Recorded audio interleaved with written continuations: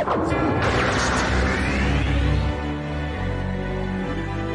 the best ever. I'm the most brutal, most vicious, and most ruthless champion there's ever been. There's no one can stop me.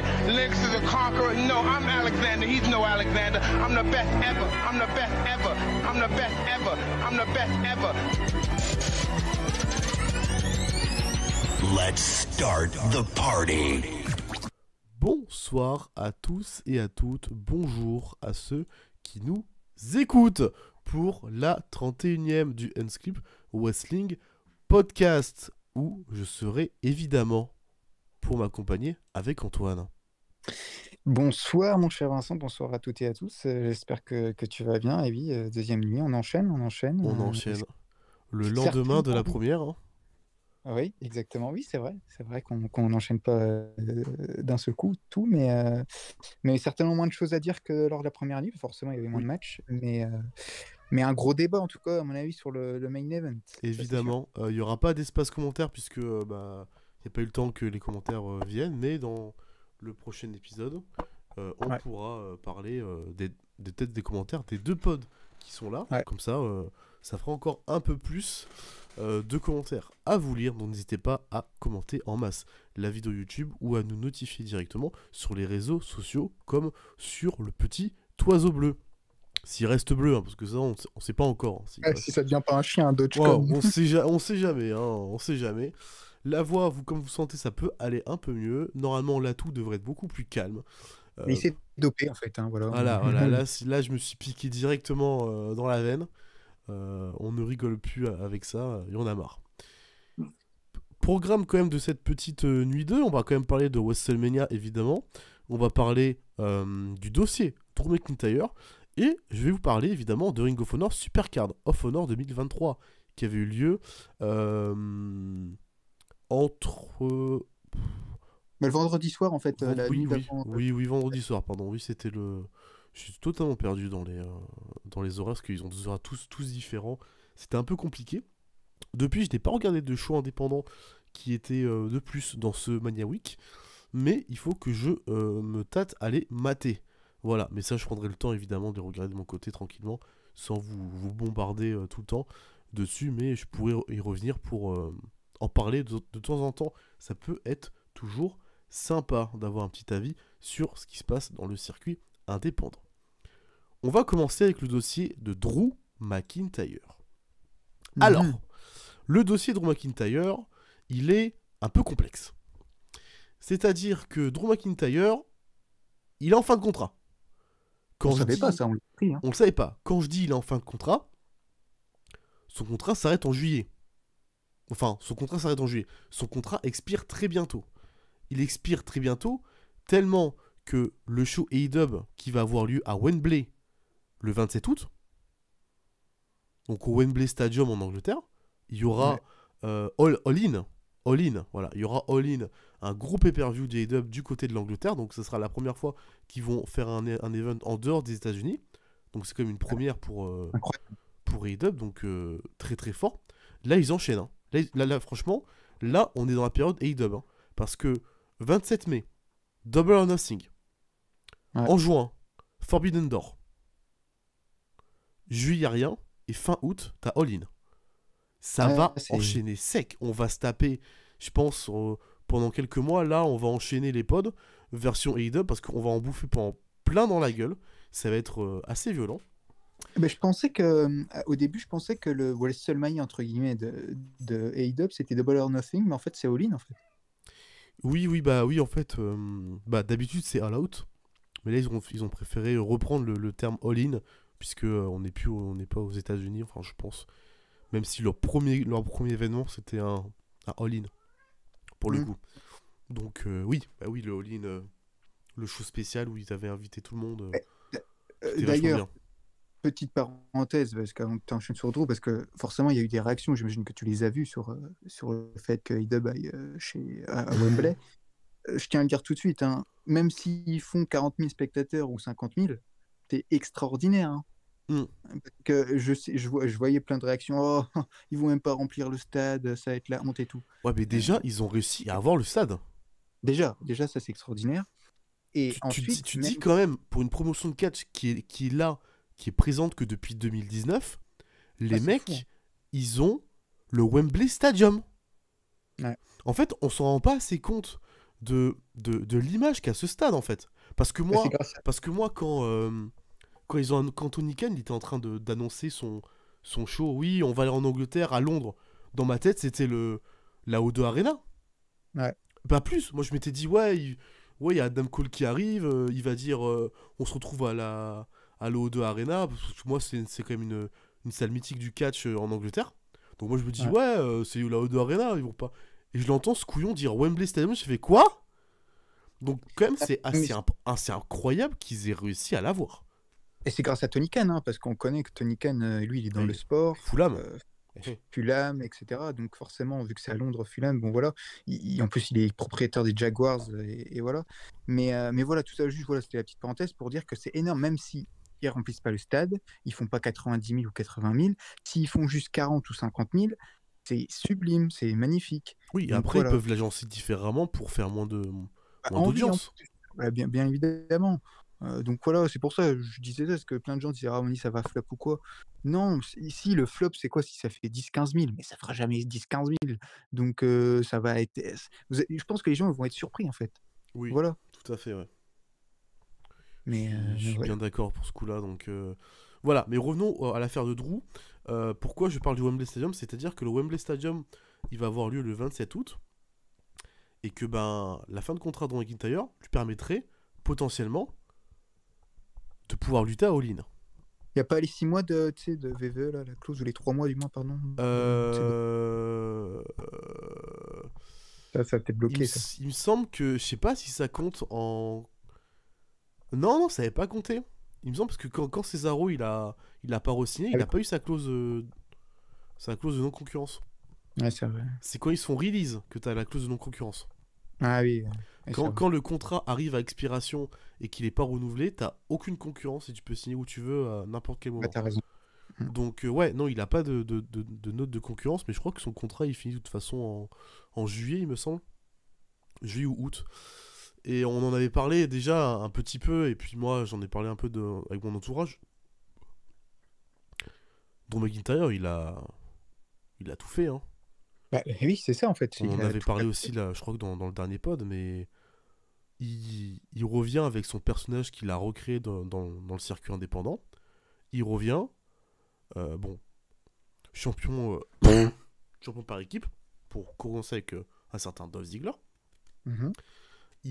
Franchement, les retours, c'était un peu compliqué au début, hein, vraiment. On savait pas vraiment où il s'était bien replacé. Mais il revient champion NXT, champion par équipe de Raw, puis ensuite il gagne le Royal Rumble. 2 fois, il devient champion VVE.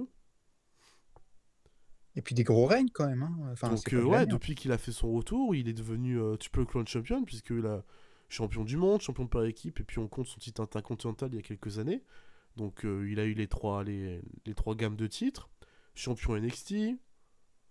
En Et puis des vrai, gros règnes ouais. aussi. Non, des super beaux combats, des gros bangers. Roman Reigns, Clash at the Castle, chez Tout lui à maintenant. fait. Il s'est tapé du Bobby Roode, il s'est tapé du Adam Cole, il s'est tapé du Sheamus, il s'est tapé du Bobby Lashley, il s'est tapé Brock Lesnar, Triple H. Ouais. Il s'est vraiment tapé absolument tous les gros names qu'il voulait se taper. Et là, en fait, je sais pas ce que pourrait. Cody, voilà, Ouais, c'est ça. ils se sont affrontés dans le circuit indépendant. Ouais, en plus, oui. Ils se sont affrontés à la haute culture. Ça devait être bien, à mon avis. Cody Rhodes brun contre Drew McIntyre, où c'était noté le dernier match de Drew Galloway hors VVE, tu vois. Donc c'était assez rigolo, parce qu'on peut jamais dire ça. Et le match était grave cool. C'était grave bien. C'était quand Cody Rhodes était tout fraîchement débarqué dans le Bullet Club. Donc c'était tout frais, et puis le combat était grave cool. Donc, Non, mais voilà. moi, je pense que, tu vois, par rapport à Bayley, moi, je pense qu'il va partir d'où. Je pense que ça y est, c'est fini. Enfin, c'est fini. Ce sera pas il partira pas en mode pas content, hein. Ce sera une belle histoire, quoi, ce qu'il aura fait chez VVE. Et il racontera une nouvelle histoire chez IW, je pense, parce qu'il va pas aller au Japon, il va pas aller dans une autre fédération. On soit d'accord. s'il part. Alors, attention. Oh non, arrête. Parce que... Ah non, non, non, non, non, non, non. Oh Je te dis pas attention en mode... il va signer New Japan. Le truc que je veux dire... Est-ce que le micro c'est mieux là? Vas-y, reparle. Je sais pas si le micro c'est mieux donc... Vas-y, légèrement. Ça grésille légèrement. Ça m'a fait ça tout à l'heure. Ah, c'est mieux là. C'est mieux. C'est mieux. Vas-y. Ah, attends. Là comme ça c'est mieux? Des petits grésillements encore. Ou comme ça quand je parle très fort devant le micro? Non. Je vais essayer de reprendre. Non, c'est bon ça. Mais, en fait, McIntyre, c'est un gros fan de catch. Quand je dis gros fan de catch, c'est-à-dire que sur les routes, il regarde plein de catch. Anglais, japonais, New Japan, pas New Japan. Et donc, ça m'étonnerait même pas que... il décide de pourquoi pas faire un run chez New Japan.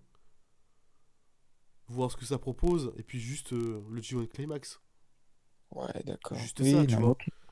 Mais je pense qu'il pourrait tenter un run. Juste tenter un run. Rien de plus. À être champion du monde alors chez New Japan. Pourquoi pas? Pourquoi pas? Je pense qu'il y aurait quand même beaucoup de difficultés à avoir McIntyre champion IWGP. Mais... Ah ouais?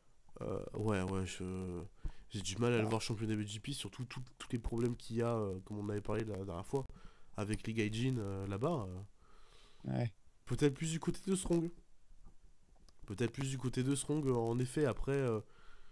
Alors bon, c'est... Il mérite mieux, hein, mais il pourrait refaire... Il pourrait repasser une petite tête du côté d'Impact. Ouais. Oui, bon. Oui, d'accord. Là, d'accord, c'est comme ça, c'est un peu bizarre, mais c'est Impact qui l'a sauvé. Non mais oui, d'accord, ok oui, c'est vrai. Mais bon, il aura déjà tout fait chez Impact aussi, quoi. Oui, Je veux bien dire, sûr. autant rester chez VV dans ces cas-là. Moi, je dis, faut qu'il aille chez IW. Sinon, reste chez VV. Mais je pense qu'il va aller chez IW. Et que ça va faire un putain de buzz, parce que Drew, c'est une star. Et voilà, quoi. Ça va être incroyable. Par rapport à Bayley, tu vois, vu qu'on en parlait lors du Tiny Pod, je pense que Bayley, elle va partir. Elle va rester, pardon, justement, elle va pas partir. Donc, d'ailleurs, oui, vu qu'on l'a fait, Bayley, elle part sur une rivalité, etc., avec Damage Control, enfin bref. Donc, bon, je pense que ouais. Mais Drew, du coup, t'imagines, toi, les potentiels dream match que tu peux avoir chez IW? Drew Omega. Oh, Drew Adam Page. Drew Dylan Ambrose, John Moxley. Ça peut être Ouais, non, extraordinaire. il y a des bungers dans tous les sens. Donc, il y a des bungers dans tous les sens, de toute façon. Mais oui, c'est... À surveiller. Drew McIntyre à surveiller. En tout cas. Il part pour toi aussi. Pour moi, il part. Pour moi, il reste pas, parce que... Ça fait 1 an qu'ils font tourner en rond. Ouais. Pour moi, McIntyre, il part. Il reste pas plus chez eux. Et vous savez que j'aime McIntyre. J'adore son personnage, j'adore ce qu'ils en ont fait avec lui. Hein. Après, s'il sent plus bien dans la compagnie, autant prendre son envol. Hein. Ouais. De toute façon, depuis qu'il s'est fait perdre, qu'il a perdu contre Reigns, à Clash de Castle, il n'y a plus rien, entre guillemets, quoi. À part si, le gros, on en parlera tout à l'heure, mais le match énorme, Mania, quoi. Mais sinon. Il y avait un Count Cross McIntyre de prévu pour un vraiment, de prévu. Il y a eu des affrontements entre les deux, mais il y avait un Count Cross qui était prévu pour un final match, ils l'ont cancel. Et il y avait un Reigns Count Cross de prévu, ils l'ont cancel aussi. Donc pour te dire que ils ont tout cancel avec Count Cross. Pas plus mal, hein. C'est pas plus mal, pour le coup. Bon, fermons le dossier de McIntyre et ouvrons le dossier Ring of Honor avec Supercard of Honor 2023. Je vais essayer de pas trop tousser, j'espère que le micro est mieux. Ah ouais, c'est bien. J'ai changé le port USB, donc logiquement ça pourrait être un peu mieux. Alors, c'est le mythique Supercard of Honor qu'on a tous les ans de Ring of Honor, toujours dans ce Mania Week, parce que c'est un peu l'endroit un peu populaire, et puis vu qu'il y a des catcheurs un peu un peu étrangers qui viennent au Mania Week parce qu'ils ont plein de bookings, ils peuvent un peu catcher n'importe où, et ça fait toujours plaisir. On était dans le Galen Center à Los Angeles en Californie, devant environ 4000 personnes. plutôt pas mal. Pour Ring of Honor qui se relance, je trouve que c'est quand même assez honorable. Commenté par Yann Carboni, Caprice Coleman et Nigel McGuinness, hein, le grand Nigel McGuinness, tellement content de le revoir commenter Ring of Honor. De retour à la maison, si on veut, ça fait quand même plaisir. Et on a démarré tout de suite avec le titre AAA Mega, détenu par El Hero del Vikingo, qui a 25 ans, on rappelle, défendait sa ceinture face à Commander qui a popé clairement en début d'année. Moi, je sais pas d'où il sort, Commander. Je sais pas qui est ce garçon, vraiment, mais il est tout simplement incroyable, Commander. C'est-à-dire que le mec, il a 24 ans. Voilà, je viens de voir, il a 24 piges. Le petit Commander, il a quand même déjà 11 ans de carrière. C'est-à-dire que le gars, je sais pas d'où il sort, mais je l'ai vu popper cette année. Cette année, il a popé parce que il a eu un match du côté d'AEW, il a eu son le Leader Révolution là qu'on a pu avoir la semaine avant Révolution. Mais sinon, je sais pas d'où il sort et il enchaîne les bookings dans tous les sens. Hein. Il est à la VXV, il est du côté de NWA, il est chez IW, il est chez Game Changer, il est du côté de la VXS, il est partout. Hein. Vraiment, là, son année, c'est incroyable parce que je ne sais pas d'où il sort le couillon. Vraiment. Et heureusement qu'il est sorti parce que il nous a sorti un banger. On a un combat où c'est 15 minutes 43. Je m'attendais pas à ce qu'on donne autant de temps pour deux luchadors, où vraiment ça part dans tous les sens. Hein. On est sur du Spotfest Monkey. Vraiment, c'est prise de vitesse, topé, on reverse, on recompte on reverse les topés pour refaire des topés après. Vraiment, c'est de la lucha libre comme on l'aime.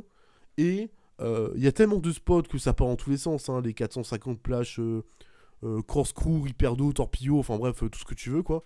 Tu peux ajouter tous les noms possibles et imaginables après un topé Conino, ça fonctionnera. Vraiment. Magnifique aussi, il y a eu un Canadian Destroyer. Depuis l'eau de la troisième corde sur la table à l'extérieur du ring. Ah oui, je l'ai vu ce spot. Il est incroyable. Ah oui. Et c'était parce que la table n'avait pas pété suite aux 635 tonnes de Vikingo qui s'explose sur Commander et la table ne pète pas. Et je trouve que l'impact est encore plus violent. Mais ouais, non, c'est un banger monumental. À la fin, Vikingo, il va quand même conserver sa ceinture avec son 635 tonnes. Voilà, donc c'est quand même assez fou. C'est un match d'athlète. On a l'athlétisme pur et dur. Et vraiment rien à dire. En fait, c'est le meilleur opener que j'ai pu voir ce week-end. C'est incroyable. On est sur du 4-3-4. Ouais, Voilà, j'étais à deux doigts de mettre un 5-star. Hein. Vraiment, j'étais en mode putain. Bah ouais. Il te manquait l'histoire, quoi, en gros, peut-être. Ouais, parce que en fait, c'est juste un match d'exhibition. Et voilà. C'est juste un match d'exhibition. Et j'en attendais pas plus. Et vraiment, putain, waouh. Vraiment, assez fou. Juste derrière, il y avait le titre Six-Man de Ring of Honor, défendu par The Embassy face à Air Fox, Metallic et Black Christian. Metallic aussi. Il se refait une belle santé. Ah, c'est marrant ça. Metallic, il se refait une belle santé parce qu'il lutte du côté de Strong, du côté de New Japan. Il lutte pas mal du côté de Ring of Honor aussi. Et Metallic, c'est l'un des catcheurs les plus sous-cotés de la planète. Hein. Donc, moi, je suis bien content. En plus, ça a été quasiment le man of the match. Hein. Vraiment, je l'ai vu tout le temps. Et ce match-là, je m'attendais à ce que ça soit genre un 2, tu vois.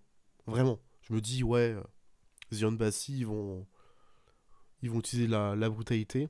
Ils vont dominer le combat. Pas du tout. On est sur du 8 minutes 22 où, clairement, les faces vont dominer avec la prise de vitesse, les topés, les suicidailles, enfin tout ce qui leur permet de prendre de l'avantage sur des mecs en face qui pèsent quand même 120 kg de muscles. Parce que Toa, c'est 120 kg, c'est un barbare.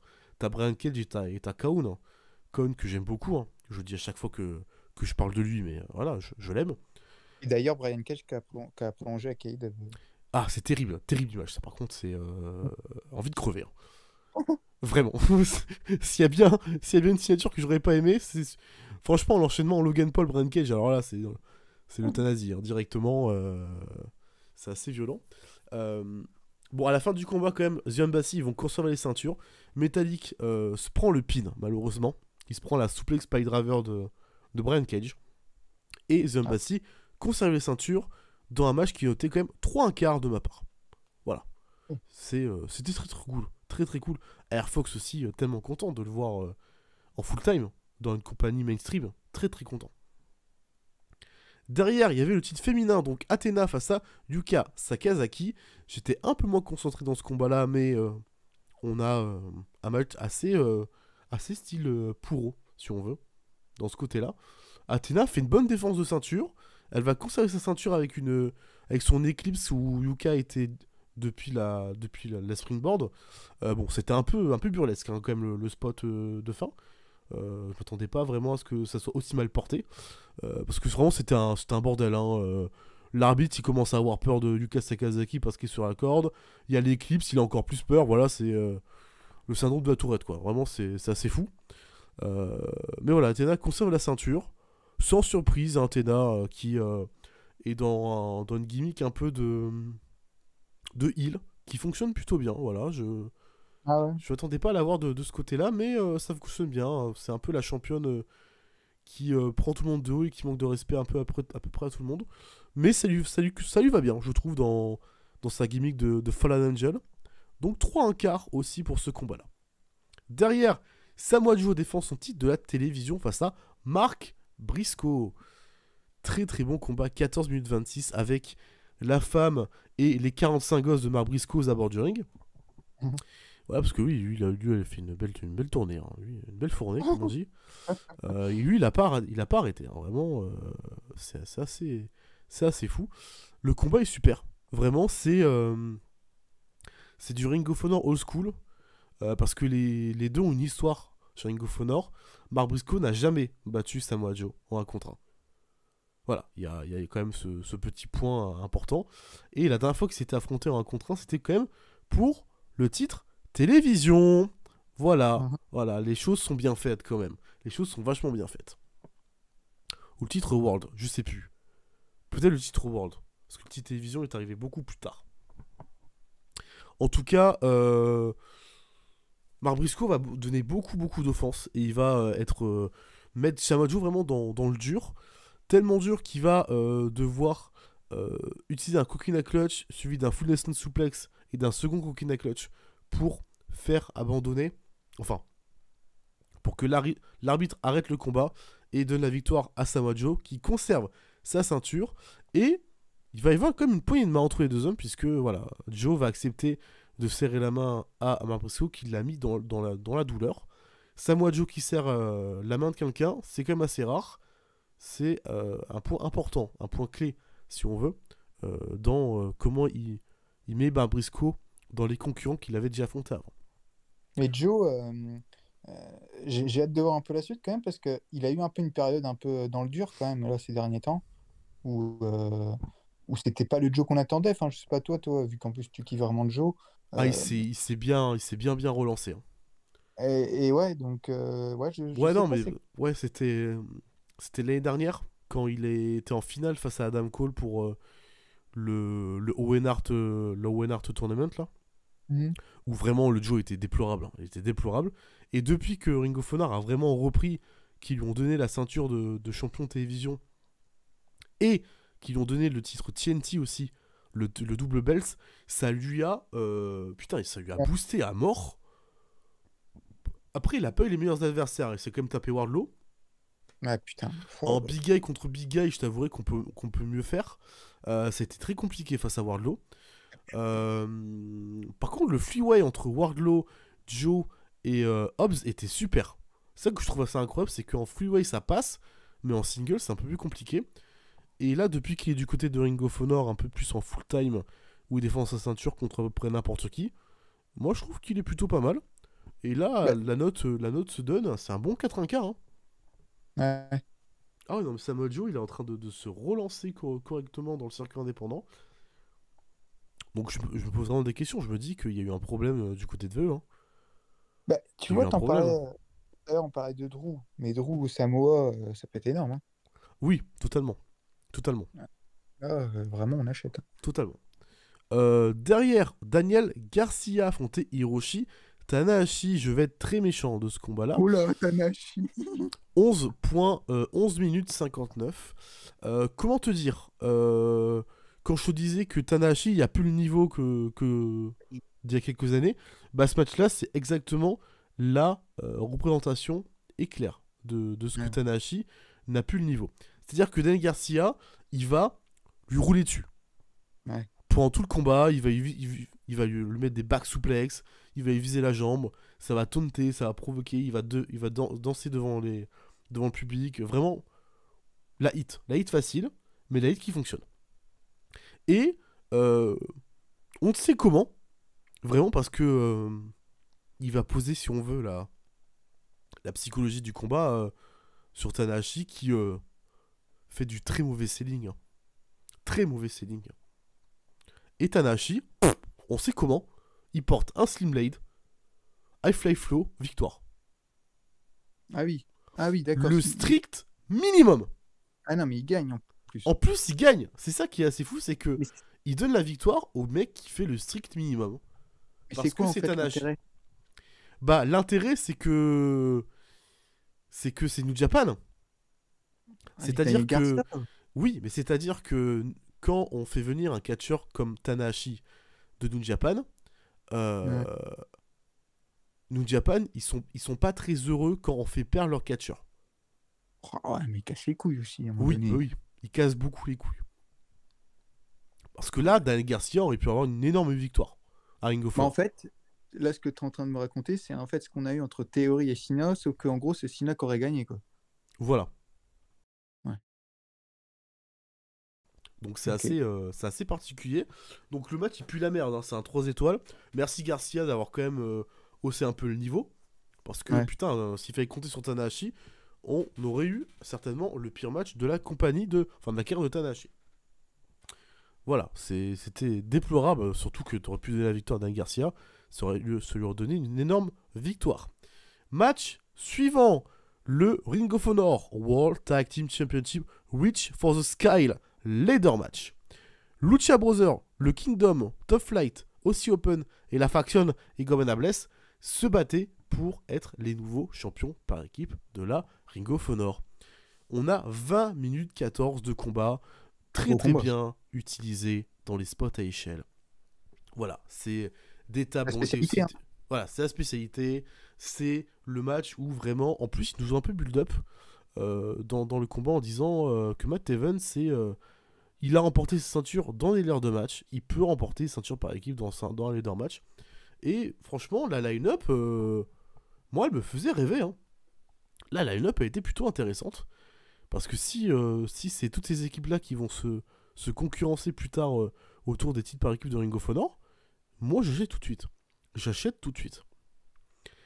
On a des spots à tout va, vraiment, où ça va partir dans des bridges dans tous les sens. On va avoir, malheureusement, la blessure de Dante Martin. Je sais pas si tu l'as vu, la blessure de Dante. Mais la blessure est extrêmement violente. Quand je dis extrêmement violente, c'est que il part sur un Canadian Destroyer depuis son bridge, à travers les tables qui sont extérieures du ring, donc il y en a à peu près 4. Sauf que Dante Martin retombe très très mal sur la jambe et donc se fait certainement une luxation du genou, où il se pète les ischios, je sais plus. Mais ouais, il fait une très très mauvaise chute et malheureusement, Dante va se blesser. Mais derrière, Rey Fenix, il va se battre en 2v1 face au Kingdom, en faisant tomber Mike Bennett du haut de l'échelle, et en faisant tomber Mike Taven sur le bridge, qui va péter au passage, avant de décrocher les ceintures. Et je trouve ça quand même très intéressant d'avoir mis le Kingdom et Lucha Brothers dans le Final 2 pour les ceintures par équipe, étant donné que Jay Briscoe a été un membre du Kingdom. Ah, okay. Un membre du Kingdom, donc c'est une belle référence, je trouve. Voilà, c'est plutôt sympa. Bon, malheureusement, blessure de Dante Martin, c'est vraiment très décevant. C'est un peu le match, j'imagine. Ça va casser un peu le match. La blessure ? Ouais. Non, la blessure arrive sur le spot final, malheureusement. Ah, ok. C'est-à-dire que on a Penta qui fait son move, et 3 minutes après, Rey Fenix décroche la ceinture après un combat face au Kingdom. Okay. Mais voilà, c'est sur la fin, et c'est dommage.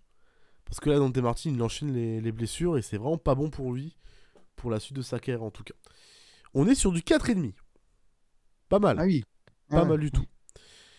Avant-dernier combat de la soirée, pour le titre pur, Wheeler Yuta défendait sa ceinture face à Monsieur Katsuyori Shibata. 13 minutes 15 de combat, un bon combat technique, où Wheeler Yuta va se faire rouler dessus. Voilà, il va se rouler dessus, il va croire qu'il a tout le temps le dessus sur Shibata, mais il va tout le temps se faire calmer, va tout le temps se faire mettre au sol, va tout le temps se prendre des kicks dans le dos, des kicks par-ci, des kicks par-là, ce qui va beaucoup l'énerver. Beaucoup l'énerver, et bah, c'est cet énervement qui va, si on veut, lui coûter le match, puisqu'il va se prendre ce magnifique sleeper hold qui le fait un peu tomber dans les pommes, suivi du running kick, le bon penalty kick de Shibata, le tombé, et Shibata est le nouveau champion pur de la Ring of Honor. Voilà, gros changement de titre, assez important, 3,5. Moi je trouve ça quali, je trouve ça intéressant de retirer la ceinture à Wheeler Yuta, étant donné que le Blackpool Combat Club va être plus actif, si on veut, du côté de AEW, donc pour qu'il ait moins une marque de, si on veut, de Ring of Honor. Et de toute façon, il avait dit que il ne mériterait pas cette ceinture s'il ne pouvait pas battre Katsuyori Shibata. Bon, il ne l'a pas battu, donc voilà, il ne mérite pas la ceinture. Étant donné que Shibata, il est au State depuis pas mal d'années, parce que c'est lui l'un des grands, si on veut, formateurs du LA Dojo de New Japan. Donc il est là toute l'année. Donc en plus, là, j'ai vu, il a fait les tapings. Il a fait les tapings pour l'épisode d'après Super Code of Honor, où il a un match... je sais plus... Pardon. Je sais plus qui il affronte. Mais là, cette semaine, il va avoir un match par équipe. Enfin, avec... Putain, il affronte qui, merde? Je suis perdu. Je sais même plus qui il affronte. Mais en tout cas, il est présent. Donc c'est intéressant, quand même, de noter ça. Et voilà, c'était la réflexion sur le titre pur. Je sais pas si toi, qu'est-ce que tu en penses de cette ceinture? Est-ce que ça... Bah, c'est vrai que je t'avoue, j'avais pas vu, mais assez surprenant du coup qu'ils prennent la ceinture. Je t'avoue que tu me l'as appris là. Ok, je sais pas si j'aurais fait ça, mais ok. Moi, je trouve ça intéressant. Après, Ah, mais à voir où ils vont amener la chose. À voir. Et le main event pour le titre Ring of Honor de Claudio Castagnoli qui défendait sa ceinture face à Eddie Kingston. Le match pour régler les 20 ans d'histoire entre les deux. Ça avait fait beaucoup jaser quand on avait parlé de Claudio Castagnoli qui débarquait chez AEW, puisque, à ce qui paraît, il s'entendait toujours pas avec Eddie Kingston. Et ben, ils ont joué dessus. Voilà, ils ont joué dessus à mort. Où vraiment, ça va être juste de la giga brawl entre deux mecs qui se détestent. Vraiment, où ça va partir en claques. Les claques de Claudio. Et pour répondre, Eddie Kingston, il va lui cracher à la gueule. Vraiment, c'est de la haine pure, comme on l'aime. Et moi, vraiment, gros kiff. Gros kiff sur ce combat-là. Puisqu'Eddie Kingston va se dégager de absolument tout. Hein. Vraiment. Il va reverse un Ricola Bomb en backfist, mais venir de Claudio. Il va se manger des uppercuts à la volée, mais il va se dégager. Neutralizer, il va se dégager à 1 du neutralizer. Ah oui, d'accord. Derrière, il se prend un running uppercut, mais il se dégage encore. Eddie Kingston voulait lui péter la gueule. Et à la fin, malheureusement, il va s'enchaîner... Excuse-moi. Non, mais vas-y. Okay. Il va s'enchaîner des claques, suivi du Ricola Bomb, renversé en Ulukelwana. Là, on se dit, oh putain, il va le faire. Compte de 1, compte de 2. Il est retourné en roll-up. Le compte de 1, le compte de 2, le compte de 3. Claudio conserve sa ceinture. Mais c'est ça que je voulais dire. Comment ça? Est-ce que tu trouves ça legit qui se dégage de 1 après le neutralizer? Oui. Oui. Oui. Dans l'histoire qu'il racontait, c'est une poussée d'adrénaline. Il le fait assez souvent, Eddie Kingston. Il l'avait fait face à John Moxley pour le titre d'AEW, où il s'était dégagé, je crois, d'un Dirty Deeds à 1. Parce qu'il y a toujours cette montée d'adrénaline où c'est le sang qui monte à la tête et il est juste en mode furie, si on veut. Donc en vrai, dans le personnage d'Eddie Kingston Et dans la construction du combat, le dégagement à 1, il est ultra surprenant. Et c'est vrai, juste la montée d'adrénaline. Et je trouve ça intéressant. Comment ça a été mis en place. Et le finish, et je trouve super intéressant aussi, puisque l'Arico la bombe n'est finalement pas porté. Et Claudio conserve sa ceinture sur un move, si on veut, très Ring of Honor. Où les matchs sont très intenses. Les combats où on se dit, ouais, ça peut se finir à n'importe quel moment. Ça se finit même pas sur un finisher, mais juste sur le fait qu'il a réussi à maintenir les jambes plus longtemps que son adversaire pour le compte de 3. Donc voilà, moi, je trouve à la Bryan, voilà, c'est un peu l'ADN de Ring of Honor. Et c'est ça qui est assez drôle, pas assez drôle, mais qui est assez fort. Après le match, Wheeler Yuta va venir pour essayer de péter la gueule à Eddie Kingston, mais Shibata va faire le save et le Blackpool Combat Club vont fuir. Voilà, c'est un excellent 4-1-4. Ah oui, ouais, okay. 4-1-4 pour Eddie Kingston, faut les donner, mais vraiment super combat. En fait, le meilleur match pour toi de la soirée, ça reste l'opener du coup quand même. Ça reste l'opener, ouais, parce que c'est du Spotfest, Spot Monkey, c'est un booking différent, mais voilà, c'était une soirée, c'était un show vraiment sans déchets, bon, à part Tanahashi, mais voilà. Mais sinon, c'était un show sans déchets, donc vraiment, en plus, il dure moins de 3 heures. Donc voilà, si jamais vous avez du temps pour regarder un pay-per-view et que vous avez juste 3 heures et vous savez pas quoi regarder, n'hésitez pas à aller voir Super Card of Honor, voilà, c'était très très bien. C'était mieux que l'année dernière ou pas? Largement. L'année dernière, en vrai, il y avait quand même quelques déchets. Là, j'ai pas vu le show passer et j'ai pas senti qu'on se foutait de ma gueule à un moment donné ou que il y avait du déchet un peu trop présent. Donc, parce que l'année dernière, tu avais eu le match de l'année, enfin pratiquement le match de l'année entre Dax, les Revival et FTR et les Briscoes, ouais. Ouais, donc. Ouais, c'était. Ouais, non, c'était différent. Là, on avait plus une construction, si on veut, très Ring of Honor, Ring of Honor 2019. Et ça fait du bien, ce petit vent de fraîcheur, un peu de ramener ce booking un peu 2019, où on a un leader match, on a un 3v3, on a les tickets qui sont défendus, on a un Spotfest Monkey. Je trouve ça intéressant.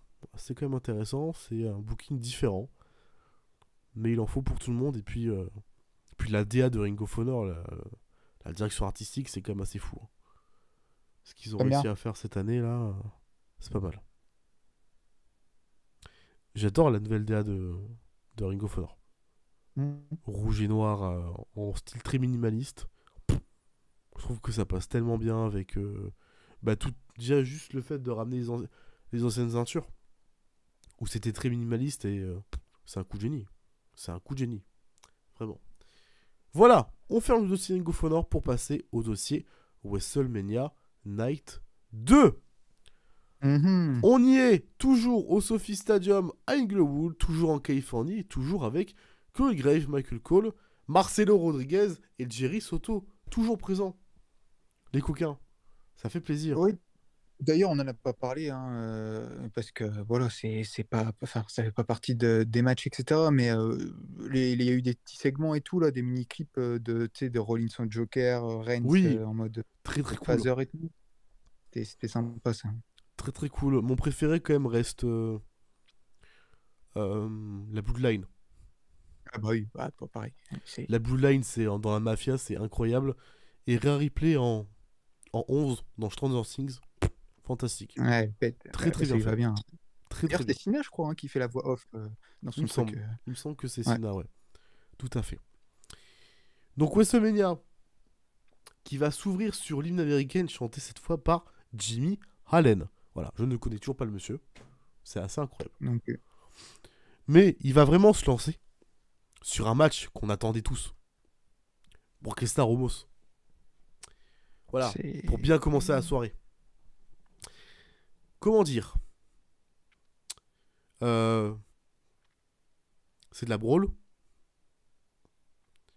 Lesnar va finalement porter une German suplex sur Omos. Donc la grosse pop fait oh putain, il l'a porté. F5. Et voilà, c'est tout. Voilà. Bah, t'as une domination en fait de 5-6 minutes de 5 minutes d'Homos et Bah la non. minute d'après. Bah non, ça dure 4 minutes 55. Le match il a duré 4 minutes 55. Ouais. Ouais, bah ouais, tu vois, même moi. Bah, du coup, pendant 3 minutes, Homos, il l'a acheté une fois au début. Il l'a un peu dominé avec des prises de soumission, l'ours, des trucs comme ça là. Oui, Prise de l'ours là. Le bear hug. Ouais, c'est ça. Et juste après, ouais, il y a eu les souplexes. F5 loupé au début parce qu'il a mal au dos et le F5 mis. Non, mais de toute façon, t'as mis combien? T'as mis 2,5, non? J'ai mis 1 étoile. 1 étoile, ouais. Moi, j'ai mis 2,5 parce que voilà, mais parce que pour la pop et tout, les gens, entre guillemets, étaient contents. Et au moins, ça a été vite et efficace, entre guillemets. C'est pour ça que moi, hier, je t'ai dit, je peux comprendre que tu as été surpris, mais j'ai préféré ça à Théorie contre Sina. Oui, parce que là, Homos Brockestar, on s'attendait, on savait ce qu'on allait avoir. Oui. Que ça allait pas être long et que ça allait pas être non plus grandiose. Voilà, tu vois. Et encore une fois, ce match, déjà, la storyline n'a servi à rien et le match n'a servi à rien non plus. Bah, en même temps, la storyline, il y a eu 2 € pour faire la storyline. On rappelle qu'il y a une affaire de Bray Wyatt là-dedans quand même. C'est vrai, il était cancel.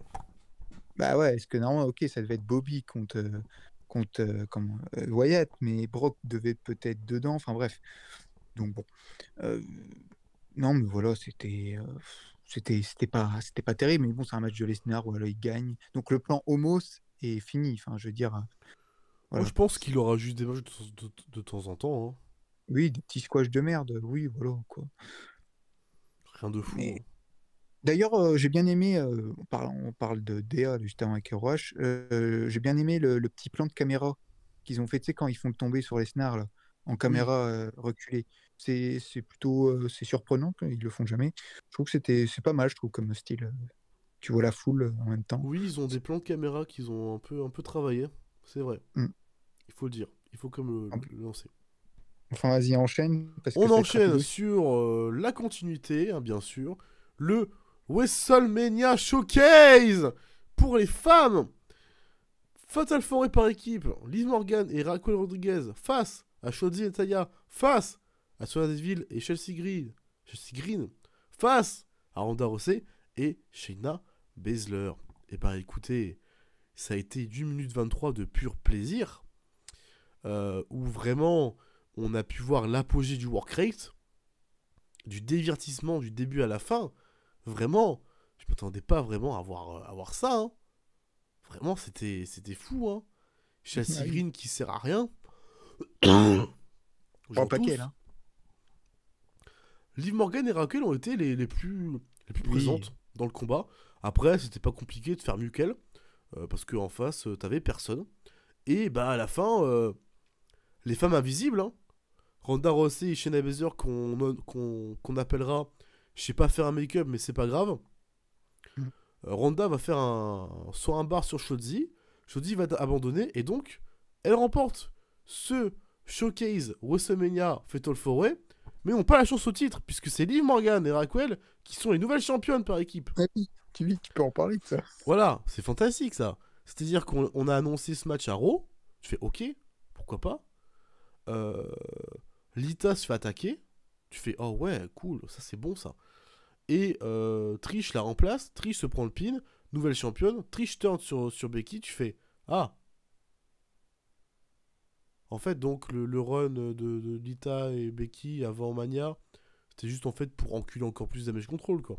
C'est ça, hein. Ah bah c'est clairement ça. Super. Donc voilà, ce WrestleMania Showcase Fatal 4-Way Tag Team Match mérite un 1/4. Voilà, c'était navet. Ouais, non, mais je suis d'accord hein, sur la note, tout comme toi.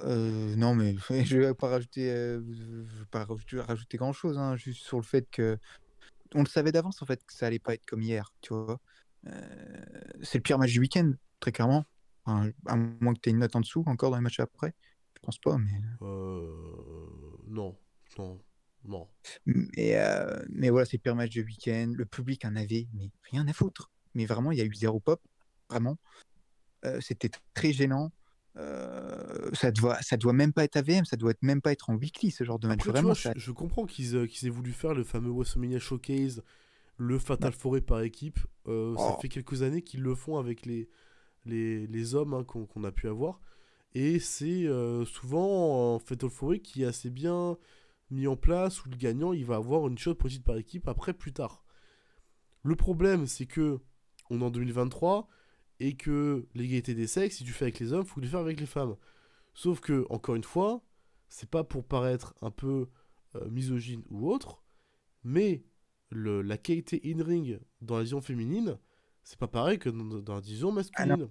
Et encore une fois, quand tu proposes un Fatal Four par équipe, où 3 de ces équipes ont été créées il y a 3 semaines, voilà. Parce que je suis désolé, mais Sonia et Chelsea Green se sont formées il y a 3 semaines. Natalia et Shotzi sont peut-être l'une des équipes qui est là depuis un peu plus longtemps, si on veut, entre guillemets. Non. Ah non, même pas. Et Raquel contre Lee, je sais pas quand elles se sont formées. Hein. Bah, il y a un mois, quoi, voilà. Même pas. Non, mais c'est une blague. C'est une blague. Incroyable. T'as dit 8 minutes le match, tu as dit 8 minutes 23, ce supplice. C'est long. Non, mais c'était très long, hein. Et en plus, tout ça pour ça. Parce qu'à la fin, c'est quand même une honte. Je trouve qu'on en parle même pas assez. Ronda, elle est rentrée, elle a fait sa prise de soumission. Voilà, point. Ah ouais, d'ailleurs, Shayna et Ronda n'ont rien branlé du match. Ils s'en est moqué d'ailleurs sur les réseaux sociaux, Ronda et tout. Elle a dit voilà, je suis payé à faire un truc. J'espère qu'elle va se faire, elle va pas se faire release comme ils sont contrat, voilà, et puis c'est une star, mais vite qu'elle dégage, quoi. On n'en peut plus. Voilà, c'était gênant. Vas-y, tu peux passer à la suite, mon cher Vincent. Je vais passer à la suite, puisque c'est Titus O'Neil qui va commenter ce combat-là. Et ça, c'est bien. Il y a eu Bobby aussi, juste avant, un petit coup. Oui, voilà. Bobby Lashley a quand même fait son entrée à WrestleMania. Il est venu en petit costard et tout, petite chemise, avec son trophée, il était tout content. Et hop, il est reparti. Pour lui, quoi. Il est reparti. Voilà. On en a profité, Titus O'Neil est arrivé en même temps pour la table de commentateur pour commenter le Triple Threat match pour le titre intercontinental. The Ring General Gunther défendait sa ceinture face à Drew McIntyre et Sheamus. Bah écoute, on a eu des bangers entre Gunther et Sheamus. On a eu des bangers entre Sheamus et Drew McIntyre. On a eu des bangers entre Gunther et Drew McIntyre. Et ben, quelle surprise. C'est un banger. C'est un banger entre les trois. C'est de la brawl pure. Vraiment de la brawl pure avec une petite histoire un peu racontée au début. Où Drew McIntyre et Sheamus vont pas vouloir trop se frapper, mais vont quand même se surveiller l'autre. J'ai trouvé ça intéressant, le lariat chop de Drew et Sheamus sur Gunther dans les cordes. Enfin, le coup d'Atemi et chop. Je trouvais ça intéressant. On va voir pas mal de belles choses. Beaucoup de dégagements, comme sur des futurs chocs, sur un Brock Kick, sur un Claymore Kick. Cool. Vraiment, beaucoup d'overbooking, mais de l'overbooking intelligent. Voilà, on a déjà parlé dans le main event de la nuit 1, mais c'est de l'overbooking qui est construit et surtout attendu, puisque c'est WrestleMania, quoi. On n'est pas SmackDown. Voilà. Encore une fois, les shotgun dropkicks de Gunther, je suis en admiration devant. Je suis en admiration. Ils sont d'une puissance, c'est assez fou. Et donc, le combat avance. On va voir un Brock Kick sur Gunther. On a un Future Shock qui est renversé en block knee. Donc, Drew McIntyre est KO. Brock Kick sur Gunther, le tombé. Là, on se dit, ok, Sheamus est champion intercontinental. Drew le tire in extremis pour casser le tombé. Claymore Kick sur Sheamus, reverse en Brock Kick. Nearfall à nouveau. Claymore Kick à nouveau. Juste derrière Claymore Kick de Drew McIntyre. Dégagement de Sheamus. Et dans le final du final, Drew McIntyre va se prendre un Brock Kick. Mais Gunther va en profiter pour casser le tombé avec un jump de la 3ème corde. Il va porter une powerbomb sur Sheamus qui va jeter directement sur Drew McIntyre. Et ensuite, il fait le pin sur Drew pour conserver sa ceinture. La célébration de Gunther quand il gagne, ouais. Ah non, mais c'est... J'ai rien à dire de plus. C'est un banger. Ta note 5 étoiles. Oh non! Ah si, Oh, il a mis le 5! j'ai mis le 5. Donc on a 2 5 étoiles pour le moment à Mania. Ouais. Ah oui! Ce qui n'est jamais Alors, arrivé, hein. ce qui n'est jamais arrivé dans mes notations, déjà, premièrement. Ah oui! Et, bah, c'est un match que j'entendais de ouf, hein. Ah ouais, t'as pas été déçu, quoi. Ah ben, j'ai eu ce que je voulais, hein. 3 On l'a brawlers qui se ressenti. foutent dedans, du Ouais. Nier Folagogo. J'ai eu ce que je voulais. La foule, elle était en délire, hein. Bah, la foule avait besoin d'être réveillée, quoi. Ah bah oui, c'est vrai que les 2 premiers Parce matchs. qu'avec les deux premiers matchs, c'était compliqué, hein. Ouais, non, mais. Non, mais un peu juste pour revenir avant de donner ma note, t'en as pas parlé, mais bon, Drew qui vient en blanc, j'étais assez surpris quand même, parce que Drew en blanc, c'est quand même rare, hein, de le voir comme ça. Bon, pas d'entrée pour Sheamus, c'est dommage, j'aurais bien voulu avoir une petite entrée spéciale pour Sheamus. Quand même, on a Mania, bon, c'est tout. Par contre, l'entrée de Gunther, j'ai bien aimé, c'était sympa, je trouve, la petite présentation là, avec les deux sur le côté, et le plan caméra là, de loin, qui zoome sur Gunther, là, qui arrive avec son costard, là, enfin je sais pas son quoi là, Sa veste ouais, d'empereur. ouais, voilà, exactement, sa veste d'empereur. L'empereur. Simple et efficace, mais très badass, l'entrée de Gunther, quoi, putain, vraiment, hein. La musique, Oh là là là elle là. est folle. Ah, franchement, ça y va bien, hein, The vraiment. Ring Général Gunther. Ah, c'est... bravo. Non, mais de toute façon, dès le début, tu savais que ça allait être un banger, parce que moi, j'adore aussi les matchs quand ça commence direct, genre, putain, les shops, ça a commencé directement, hein. Gunther, il a pas attendu, hein. Ah non. C'était incroyable, il n'y avait pas de main morte. Les Atemi sur Atemi, le public était en feu, vraiment. Ouais. Il y a eu 29 shops aussi à un moment donné de Sheamus, là. Il a été jusqu'à 29, hein. Oui, oui. Un C'est taré. fou. Un taré. Il y a eu la standing ovation, hein, le public qui s'est... Enfin bref, je veux dire, c'est quand même rare, quoi. Et ce qui est incroyable aussi dans ce match, c'est qu'il y a eu du suspense. C'est des fois, même le match, il a beau être incroyable, on se doute à chaque fois qu'il va gagner. On se dira, bon, ok, il va gagner. Mais là, les 3 étaient legit pour gagner, quoi. Totalement. Vraiment, c'était assez fou parce que moi, j'ai tremblé plusieurs fois sur McIntyre et Sheamus. Je me suis dit, putain, ils vont le faire. Ouais. Et en fait, non.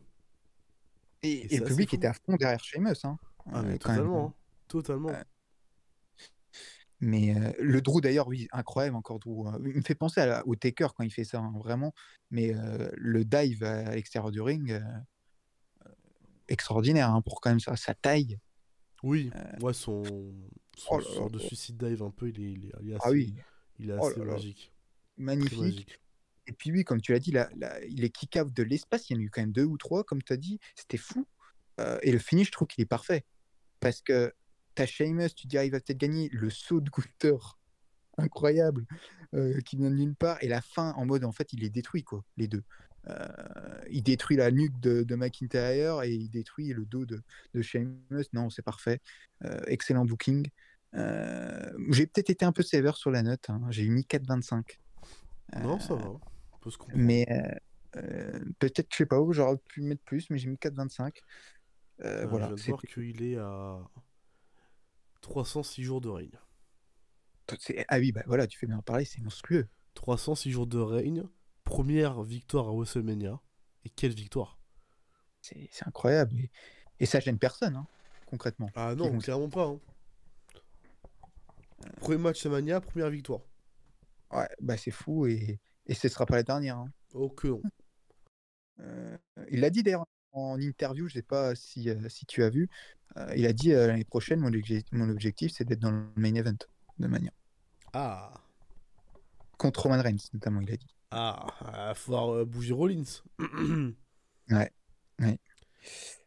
On verra bien. Bon, on en reparlera dans le main event, mais voilà, non, bravo. Mais surprise, j'avoue que je m'attendais pas que tu mettes 5, mais je suis content, très, très heureux que non, tu mais aies c'était... J'ai pris mon pied. On est déjà à la moitié de la carte de Mania, hein.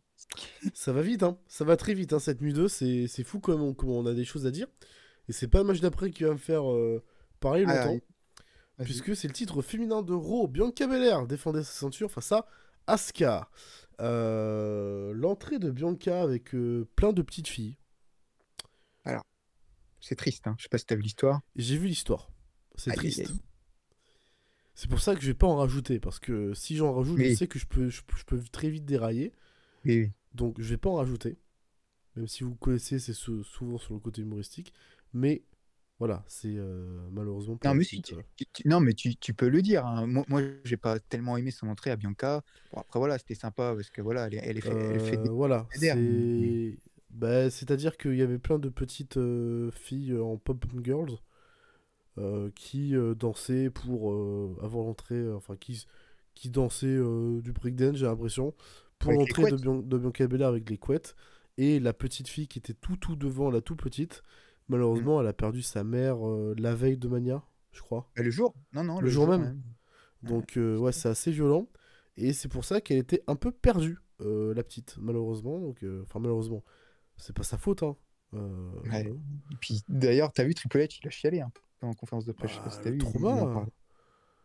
Quand t'es gamin et que t'as 5 piges et que ta mère elle décède le jour de WrestleMania alors que t'es invité. Donc t'es invité pour faire l'entrée de Bianca Belair. Donc dans la tête de l'enfant, c'est ouais, je vais être sur la plus grande scène sur une scène et puis il y a ma maman qui va me regarder. Bah c'est putain de triste.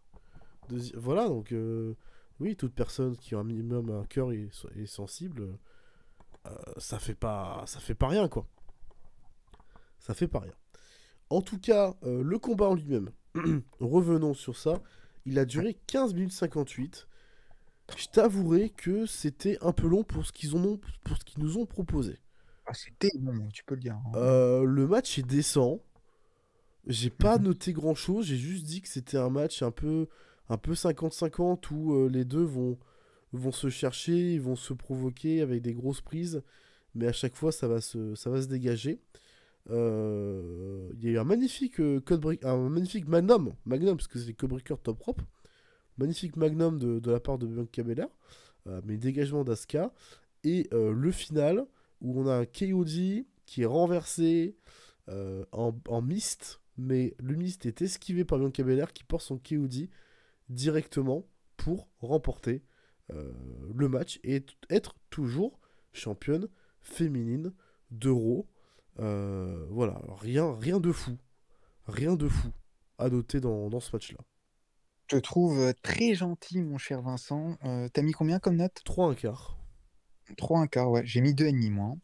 Ah ouais. Bah, j'ai pas mal de choses à dire. Alors, ça va être rapide aussi, hein, mais j'ai déjà trouvé le match mais hyper long. Vraiment, j'ai l'impression qu'il n'allait jamais se terminer. Le public n'était pas tellement dedans. Déjà, rien qu'à l'entrée de Bianca, le public réagit moins qu'avant. Ça fait quand même un an de règne. Hein. Elle, d'ailleurs, qui va continuer, donc avec elle conserver. Elle a vu qu'elle avait gagné à Mania l'année dernière contre Becky. Il n'y avait pas d'alchimie, j'ai trouvé, entre les deux. Il n'y avait pas de rythme dans le match, je trouve. D'ailleurs, Bianca, à un moment donné, moi, ça m'énerve aussi quand j'entends ça, mais elle a parlé, je ne sais pas si tu voyais, mais on l'entendait parler. Elle disait les spots à un moment donné. Genre, sois plus discret, Bianca. On t'entend parler, quoi. Il y a les micros. Bon, après, la caméra, c'est peut-être la photo de caméra qui était peut-être trop proche. Mais genre, à un moment donné, elle te dit le spot qui va arriver, quoi. Asuka dans les oreilles. Bon, je sais pas, moi. Non, mais c'est énervant, quoi, ce genre de choses. Vraiment, hein. Il y avait de la latence un peu, genre, je veux dire, c'était pas fluide, quoi. Non, clairement pas. Il y avait un problème d'alchimie. Hein. Ben ouais. Putain, je l'ai noté pour te dire, j'ai été chiant, hein, je l'ai noté 3 fois, quoi. Elle n'arrive pas à chuchoter, quoi, Bianca, quoi. Pour moi, elle n'était pas à la hauteur, en fait, de ce qu'elle est censée être, quoi. C'était d'une championne d'un an. Pour moi, elle n'était pas du tout à la hauteur. Oui, comme tu as dit, voilà, il y a eu un ou deux spots qui étaient sympas, heureusement, la grosse souplex de Bianca, etc. Mais il y a eu quelques chants, heureusement qu'il y a eu ça, mais voilà, un KOD, quoi. Non, mais Vincent, un KOD. Il n'y a même pas eu de... Tandis quoi, Rhea contre Charlotte, au moins, il y a eu du sel, quand je veux dire, il y a eu un peu d'overbooking. Là, nada, un KOD, au revoir. Et en plus, Bianca qui conserve, quoi. Donc on va continuer. Donc voilà, pour moi, c'est un 2,5. L'outfit était plutôt sympa de Bianca. L'étoile, j'ai trouvé c'était sympa. J'ai trouvé. Mais voilà. Ouais, non, ce match, il est bizarre. Bianca contre Io Sky, ça peut être sympa, ça. Je suis content pour Io Sky qu'elle est enfin quelque chose quoi, pour le titre. Une opportunité, enfin. Ouais. Pour Backlash, hein, certainement, donc. Bon, je sais pas si elle va gagner Yoskai. À mon avis, Bayley, elle va intervenir, je pense, et ça va lancer une réalité, peut-être. Et... Mais ok, j'ai été très méchant. Toi, ça va, t'as quand même mis 3,25, donc voilà, mais Non, mais vraiment, même si 1025, je suis plus d'accord de ton côté à toi. ouais. Parce que quand j'y repense, le match, vraiment, il n'y a rien qui m'a marqué. Hein. Ah ouais, c'était C'est un match pour le titre féminin à WrestleMania. long. T'es censé faire un truc consistant pour qu'on se puisse se souvenir un peu de toi. Mais malheureusement, ça n'a pas du tout été le cas. Ouais. Mais bon, il y a pire. Oh oui, on va rire. Si, on rigole, là, Vincent. Allez. Oh là là. Allez. Mais si, on va rire. Mais si. Oh là là. Mais si. Il y a Snoop Dogg et le Miz qui reviennent. Et disent vous êtes 80 395 dans la salle. Faites du bruit. Voilà. Encore une fois. Et Miz, il s'énerve. Miz, il s'énerve parce que hier soir, le Snoop Dogg, il s'est un peu foutu de sa gueule. Il s'est un peu foutu de sa gueule et puis il a eu un match qui devait pas avoir lieu. Et pendant qu'il parle, il y a Shane McMahon qui arrive. Et Shane McMahon, il arrive, je fais oh putain. Qui est-ce qui vient foutre là le bougre? Qui est-ce qui est en train de se passer? Et grosse pop quand même. Malheureusement. Malheureusement, Ah oui, grosse pop. Puis il y a une story entre les deux quand même, entre Miz et McMahon. Et il y a un match. Miz contre Shane McMahon. À WrestleMania. On l'a déjà eu à 35. Shane McMahon se projette dans les cordes. Mais il se fait mal à la jambe. Oh. Zut alors. Mais pas d'inquiétude. Pas d'inquiétude. Snoop Dogg, il rentre dans le ring. Paf. Right hand dans la tête du Miz. Et Soup, il dit quoi? Bah je le remplace. Comme à la Coupe du Monde. Je le remplace. Et le Snoop, il fait quoi? Il fait son people elbow dégueulasse. Là. Il fait son il fait son elbow plat là dégueulasse. Et il bat le Miz. 2 minutes 12 de souffrance. Tuez-moi. Plus jamais ça. Exprès, je pense, Snoop, de faire ça. Oui, c'était fait exprès, mais vous gagnez du temps, quoi. Bah, écoute, je pense qu'on a tous eu la même réaction quand Shane est arrivé. On s'est dit putain, non, pas Shane. Le public a pop parce que forcément, ça reste Shane McMahon. Quoi là comme je disais, hein, ce match, on l'a eu à Mania 35. Quoi. Bon. Bon, c'était bien mieux, bien évidemment, mais voilà quoi. Pauvre Miz encore. Enfin, je veux dire, en fait, il a été lost, il s'est fait botter le cul. À chaque fois, quoi. Oui. C'est bon. Ok. Snoop, quand même, il a sauvé le truc. Hein. Il a sauvé le segment. Hein. Oui, bah au moins il a réussi à faire quelque chose, quoi. Bah ouais, il a sauvé le truc, parce que sinon, ça allait être un flop monumental. Hein. Jack, c'était pas terrible avec tout ça. Mais voilà. Bon, écoute. Voilà. Au revoir Shane. Hein. Voilà. Ah, quel enfer. Hein. Quel enfer tout ça. Mais bon, passons au match suivant. Le Hell in a Cell match. Entre Edge et Finn Balor, le démon. Il y a eu juste avant l'entrée de Edge, il y a eu le teaser d'un nouveau film d'horreur. Voilà. C'était sponsor. Bah ouais, vu que c'est Russell Crowe qui a fait l'intro en plus du match. Donc voilà, c'était sponsor. Musique du Brood. Voilà, évidemment. Hein. Match un peu vilain. Player On met la musique du Brood avec la veste en référence à son équipe avec Christian et Gangrel. Puis les ailes démoniaques là un peu mal faites. Voilà, il a récupéré les ailes démoniaques d'Athéna, j'ai l'impression. C'est du recyclage. Et puis ensuite sa musique démarre. Voilà. Toujours des frissons évidemment. Même si vous connaissez mon désamour maintenant pour Edge. J'ai l'impression que t'as pas trop kiffé l'intro, la musique, enfin le truc de Edge. Bah l'intro était cool, le problème c'est qu'il faisait pas de nuit quoi. Ah, bah alors ça, mais attends, ça. Ah, bah oui, ça a tout niqué. De toute façon, ça, qu'on soit d'accord, ça a tout niqué pour les beaux trucs de Mania. Ah, bah non, mais ça, c'est très clairement. Mais je trouve quand même qu'elle est magnifique, l'entrée de Edge. Vraiment. Hein. Son masque là, en mode. Moi, j'ai l'impression que ça fait des vibes de Mad Max, hein, plus que du Brood ou quoi. Avec le feu et tout. Bah, c'est-à-dire qu'il y avait la musique du Brood en fond, donc c'est pour ça.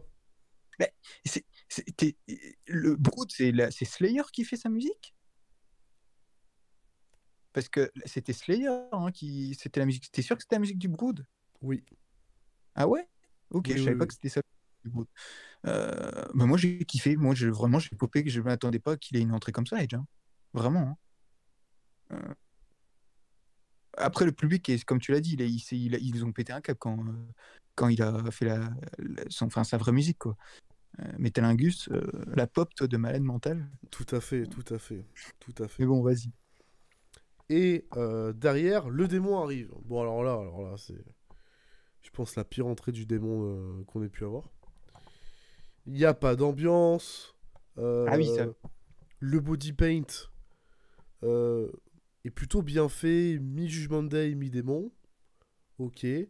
Bon, par contre, dans le dos, je trouve ça dégueulasse de se mettre en gros Finn Balor. Bon, je trouve ils auraient pu mieux faire pour le body paint derrière. Voilà, je trouve un peu foiré. Et puis l'entrée, je m'attendais peut-être à un truc avec plus de fumée, plus démoniaque, qui mettent plus de temps à venir. Non, non, là il y avait 2-3 fumées. Hop, il se pointe et il fait sa marche. Et je suis en mode ah, Avec les fumigènes là. dommage. Ouais, dommage. Bon, les fumigènes c'était assez intéressant, mais dommage que il n'y ait pas eu plus. Parce que Oui, putain, je c'est le suis démon d'accord. quoi. On le Non mais voit une fois tous les 3 ans. Faites-nous kiffer. non mais c'est vrai que je suis d'accord avec toi. J'avoue que j'ai été un peu déçu quand il a popé surtout. Parce qu'il a popé en 3 secondes. Hein. Ah oui, non, D'habitude, on attend un petit peu quoi. c'était trop rapide, hein. Ouais, ouais, il a popé. Bon, après, le jour n'a pas aidé, hein, bien évidemment. Oui. Mais ouais. Non, mais le maquillage, le problème, c'est que moi, je trouve quand même que le maquillage est très bien fait. Le problème, il aurait dû être tout en violet, vu que c'est le Judgment Day. Là, il avait un peu de rouge. Ça Bon. n'allait pas vraiment ensemble. Mais moi, j'ai quand même kiffé quand même les deux entrées quand même. Je trouve que ça reste. C'est Mania, quoi. Tu vois. Oui. Passons au match. Alors, 18 minutes de match. Mhm. Je suis très déçu. Ah ouais? Ah ouais. Ah ouais. Largement. Parce que tu t'attendais à quoi déjà, en fait? Je m'attendais déjà à ce qu'on respecte le NSL. On l'a pas respecté, c'est-à-dire que bah ce que je retiens c'est ouais Balor s'est fait bloquer dans le coin de la cage avec des kendo. Mhm. Ouais mais c'est déjà vu. Je l'ai déjà vu ça. Ah bah oui. Je l'ai vu dans Cena Orton et c'était mieux fait. Mhm.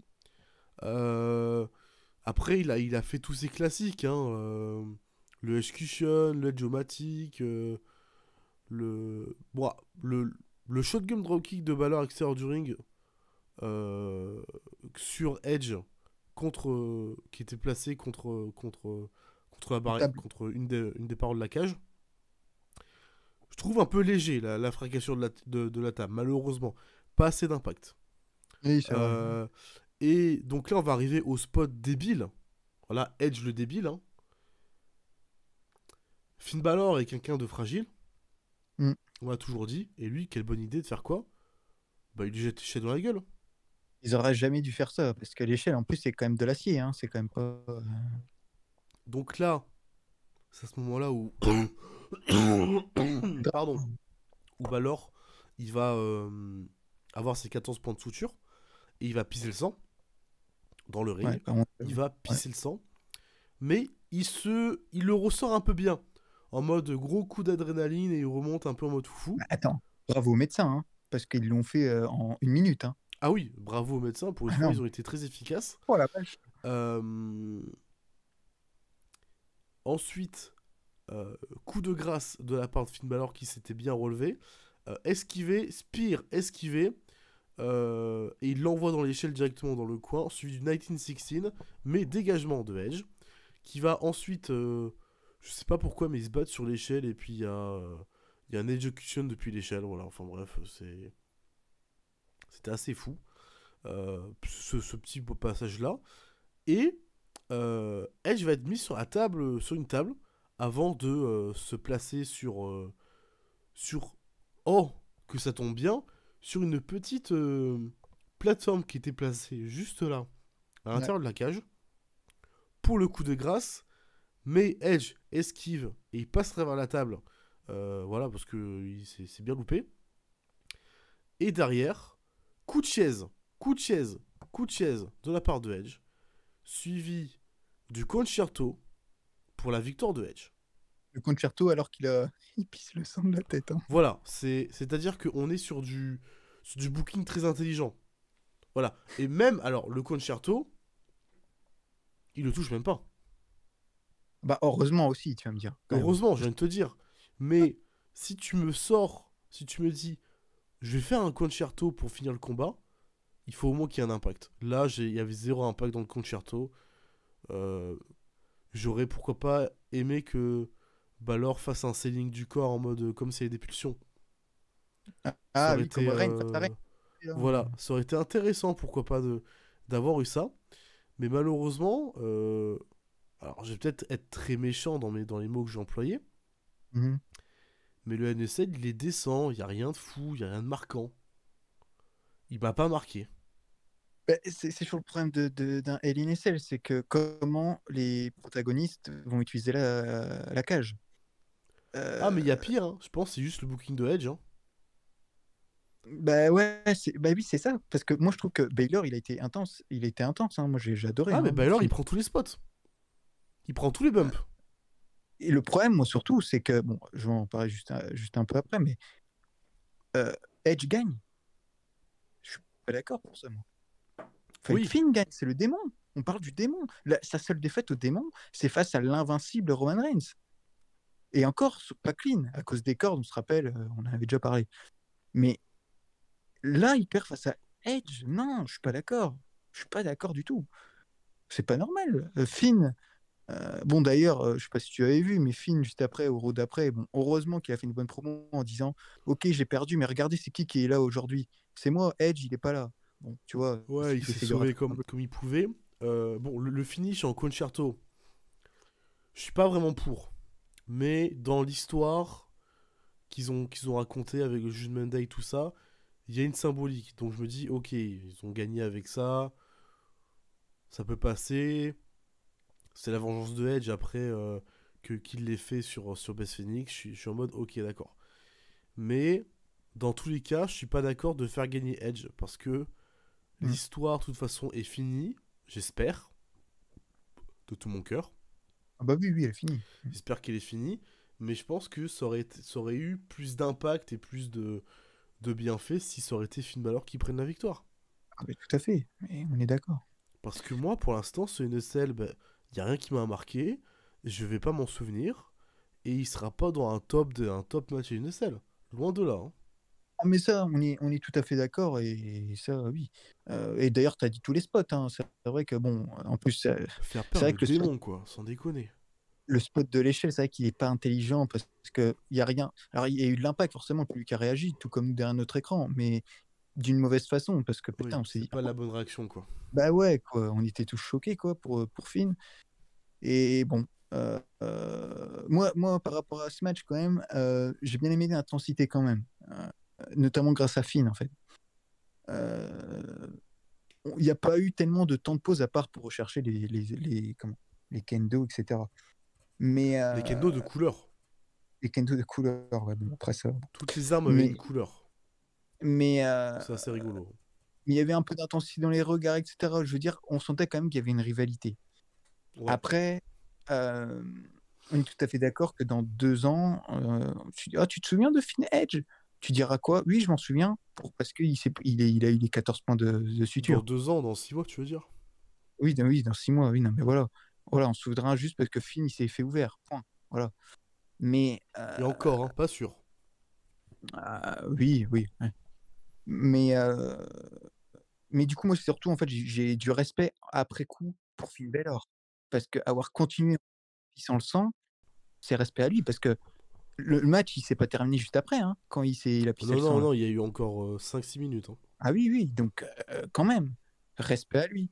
Euh, voilà, bon, de toute façon, on a tout dit. Enfin, tu as tout dit, j'ai déjà dit mon avis juste un peu avant. T'as mis combien ce match? 2. T'as mis 2? J'ai mis 2. Mais non. J'ai pas aimé. Ah non, t'as mis J'ai 2? vraiment pas. Vraiment, je l'attendais beaucoup, hein. J'ai pas aimé. Oh, ah oui, d'accord. Ah Ah non, ouais. mais j'ai vraiment pas aimé. Ah Autant, oui. autant dans la construction du match, dans le booking. Et alors, le final, ça m'a achevé. Hein. Le final, ça m'a achevé. Même pas pour Finn, tu mets un 2,5 au moins la moyenne pour le respect de ce Ah qu'il... non, non, non, non. Bah, pour Finn, ils ont fait par le démon à Mania, donc non. Ah oui, non mais ça, on est d'accord. Ma Mais ok, dernière ah oui. phrase, ma dernière phrase veut tout dire. Allez vous faire foutre. Ah bah oui, ça, Voilà. je te connais. Je te connais. Ah oui, je suis choqué là. Ah, Ah je ouais, non, t'avoue non, que... non, non. En vrai, Ah, ouais. tu aurais donné la victoire à Finn, j'aurais pu monter à 3 1/4, tu vois. Ah oui, ok. Donc la victoire, quand même, te change beaucoup la note. Je Ah suis oui, content. beaucoup. Hein. Le final est à refaire, le gagnant Mhm. est à refaire, et le spot de l'échelle est surtout à ne pas faire. Mhm. Ok, non mais ok, je comprends, mais deux, j'avoue que je suis assez choqué Ah non, mais j'ai pas du tout aimé le match. Hein. parce que ils se l'ont donné quand même un petit peu, quoi, c'est ça que je veux dire. C'est Ils se pas sont un donnés match. quand même un petit peu. Finn Balor s'est donné. Edge a fait le minimum. Ah oui, bah c'est vrai qu'il a pas pris beaucoup de spots film. Edge, Pardon. depuis qu'il a fait son retour, il fait le minimum syndical. Hein. Non mais ça c'est vrai, c'est vrai. Non mais moi j'ai mis 3,5 hein, parce que moi j'ai bien aimé l'intensité, tu vois. Donc c'est pour ça, ok, t'as mis 2. Ok, J'ai ok, pas très aimé, bien. moi, donc écoute. Non mais je peux Voilà. comprendre. C'est pour ça, juste après ce match, j'ai mis beaucoup de win pour le public. Attention à la clim. Moi je l'ai Ouais, senti tout de suite, je l'ai noté. Hein. ouais. Sinon, on avait encore la promo de Backlash qui a lieu le 6 mai à Puerto Rico. Ça, on n'oublie pas. Il y a eu la classe de Hall of Fame qui a été présentée, le Great Muta, Mysterio, tout ça, voilà. Je vais pas repasser Ouais. dessus. La petite promo pour nous rappeler que Mania, c'est à Philadelphie et ça sera en avril 2024. On y est, mon cher Antoine. Il Nous y fait nuit sommes. là. Il fait Il nuit. fait nuit, heureusement. Heureusement. Ouais. La promo. Ah non mais là. La Oh promo là là. est une masterclass, il faut le dire. The Score, hein, il me semble. Hein. Il me semble que c'est, oui, il me semble que c'est The Score. Ouais. Cody Rhodes rentre en premier. Cody Ton Rhodes avis? qui très bien. L'entrée de Cody Rhodes peut pas faire mieux. Voilà, c'est superbe. Et Alors. très belle référence de Cody Rhodes. Mhm. Cody Rhodes qui vient avec une veste qui a des ailes. Mhm. Un certain Kenny Omega. Tu penses que c'est par rapport à ça? Oui, sûr. Sûr, ils sont potes. Ils sont giga potes et je pense que Du c'était coup, le. WWE a accepté ça. Bah, je pense que Cody Rhodes il a un peu le passe droit donc ils ferment leur gueule. Ouais. Donc voilà, c'est un peu Cody Rhodes, il a des passes droits. Donc voilà. Mais pas entrée Ouais. spéciale, juste voilà, il marche d'un pas déterminé, il va voir sa fille, il va voir Brandy. Voilà. Et franchement, j'étais là, je le vois prendre sa fille et tout, à lui parler pendant 20 minutes, j'étais en mode non, fais pas chialer frérot. Fais pas chialer. Parce que j'étais à deux autres chialer. Hein. J'étais déjà en mode putain, ça y est. Bah, quand j'ai vu ça, je me suis dit, ouh là là, Cody, la victoire, là, peut-être. Parce que là, quand t'as les proches qui sont à côté, c'est soit. Après, tu vas me dire, avec Roman Reigns, ça veut rien dire, parce que Roman Reigns, il est provoquant. Donc, bon. Mais souvent, ça veut dire que ça semble bon signe quoi, pour le gars qui a sa famille à côté. Mais moi, je te trouve un petit peu gentil sur l'entrée de Cody. Ah, tu n'as pas aimé toi? Alors, je vais faire mon méchant, mais je t'avoue, du coup, je comprends pourquoi à la fin. Parce que voilà, on a compris la clim et tout. Et certainement que l'année prochaine, il aura une entrée en mode comme il avait eu à E-Dub, une entrée avec l'intro, là, un peu spectaculaire. Hmm. Mais je m'attendais à une intro, moi, pour Cody. Je m'attendrais à une intro en mode épique. Parce que là, moi, je t'avoue que j'étais un peu surpris quand d'un seul coup, juste après la promo, hop, la musique se lance direct. Et voilà, quoi, il rentre par-dessous. Et le public qui chante, c'est extraordinaire. Hein. Le wow là qu'on entend là, c'est extraordinaire. Vraiment, ça a pété les oreilles. Mais voilà, enfin, sa tenue est magnifique. C'est Napoléon aussi un peu. Enfin bref, extraordinaire. Mais il y a rien de fou, quoi. Je veux dire. Il y a rien de C'est spécial, ouais. c'est ça en fait qui m'a. Et du coup, je comprends pourquoi à la fin peut-être parce qu'ils se sont dit, on va pas faire une entrée de malade mental s'il perd. Du T'aurais coup, je pu. comprends un petit peu mieux. Ils auraient pu. Parce Ils que auraient pu. forcément, au début, on ne sait pas. Mais d'ailleurs, il donne sa ceinture au fils de Luke Harper, Oui, oui, oui. Brody Lee. Ouais. Oui, oui. Donc, ouais. Oui, oui, il le Mais donne bon, parce que voilà, c'est ce petit symbole. On garde quand là, même ce il y a une symbole. entrée par contre juste après. Et derrière, il y a une prélude de la musique de Reigns au piano. Très très bien. Superbe. Oui, non. L'orchestre, Les émotions. magnifique. Incroyable. Et la musique se lance. Et alors, autant Reigns dans des arènes un peu normales, Mhm. ça a cette présence, mais autant à WrestleMania, tu fais OK. Là, tu sens que t'es à WrestleMania, tu Ah sens oui. que t'es au main event, et tu sens que c'est le boss final. Ah bah oui, Voilà. c'est épique. Le boss final arrive, avec Paul Heyman et Solo Sikoa. Et là, tu te mets à la place de Cody Rhodes et tu te fais... Il est dans une sacrée merde. Ah oui, non, mais Il est dans une putain de merde. Parce que là, va falloir battre le boss final. Ouais. Si on veut espérer... Voilà. Ce qui allez, je vais faire encore mon gars chiant. Hein. J'ai trouvé ça sublime. Les notes du piano là pour son entrée, c'était les émotions. J'aurais aimé qu'il rentre justement au début sur ça et qu'on lance la musique de Roman quand le piano s'arrête et qu'il est déjà pas au milieu, mais qu'il est déjà sur la rampe, tu vois. Je trouve que Ouais, ça aurait été non, sympa. comme ça, c'était très bien. Ok. Pas Non plus. mais ok. Parce Mais qu'ils auraient pu continuer, ils auraient pu niquer la musique de Reigns. Donc autant rester oui, comme ça, quoi. aussi. Autant Mais c'est pas vrai, je suis partir. d'accord avec toi, ça fait boss de fin. En plus, le public, tu sens qu'il y a une énergie. Quand il Ah oui. arrive, c'est ok, il y a des huées et tout, mais il y a des. Enfin, tu sens que oui, c'est quelque chose, je suis d'accord avec toi. C'est quelque chose. Il y en a les présentations des deux parties. Avant que la cloche sonne et que le match débute. C'est un combat qui va se laisser se poser petit à petit. On prend le temps.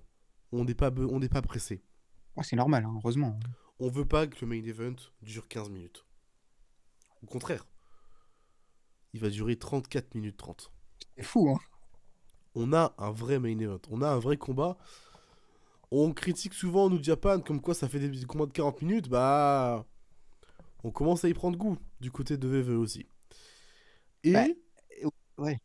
dans ce combat, il va y avoir la première intervention de Solo Sikoa. Avec ce coup de chaise dans les côtes. Ce coup de chaise dans les côtes qui va en profiter pour Reigns de faire son dropkick sur la prône. Et donc, de reprendre sa domination, puisque Cody Rhodes avait un peu retourné. Il continue sa domination. Il le place sur une table pour une powerbomb. Et malheureusement, Cody Rhodes va le reverse. Ouais. Et il va le faire passer à travers la table des commentateurs américains. Devant Corey Graves. Corey Graves qui en croit pas ses yeux. Ouais. Qui fait oh putain. Voilà. Il va le ramener dans le ring. Cody Cutter. Near fall. Et là, Solo Sikoa va encore intervenir. Avec un coup de ceinture directement dans le dos de Cody Rhodes. Et l'arbitre va enfin virer Solo Sikoa des abords du ring. Enfin, Stop, parce que là, putain, 3 interventions. Je commençais à péter un câble. Vraiment, j'étais en mode, ah, c'est bon. Stop. Mais Reigns qui va continuer à prendre la ceinture pour le frapper. Ouais. Bon, normalement, c'est disqualification, mais dans le monde du catch, les ceintures comme ça ne compte pas trop. Mais Cody Rhodes va le surprendre avec un super kick. Suivi d'un crossroad, mais dégagement de Roman Reigns. Ouais. Et alors là, on a un des spots où j'étais en mode oh putain. Spear de Roman Reigns. Reverse en pedigree. Tu fais oh. Incroyable. Cody Rhodes. Le pick à Triple H. Encore. Mhm. Dégagement de Roman Reigns. Il ne se fera pas battre sur un vieux pedigree. Parce que Logan Paul, c'est bien dégagé d'un pedigree. Pourquoi pas pour Roman Reigns. Superman Punch pour contrer le magnifique Springboard Knee de Cody Rhodes. Vraiment à la volée, là, ça a été de toute beauté. Vraiment de toute beauté. Mais on va avoir à un moment donné un figure 4 necklock. Magnifique figure 4 de Cody, bien au centre du ring. Et Reigns va réussir quand même à s'en sortir avec les cordes, à retourner la prise pour faire un peu souffrir les jambes de Cody Rhodes. Et là, on va arriver vers un moment quand même assez important du combat. Puisque on a ce coup de la guillotine.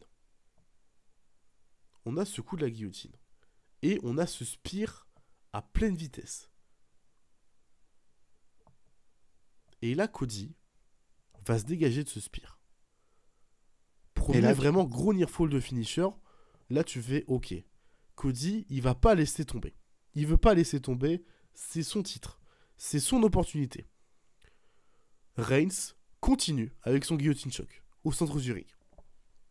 Cody résiste. Cody résiste beaucoup. Cody résiste. Et il va se faire mettre au sol par Roman Reigns. Mm-hmm. Et il va l'empêcher d'un peu de respirer. Mais on ne sait comment.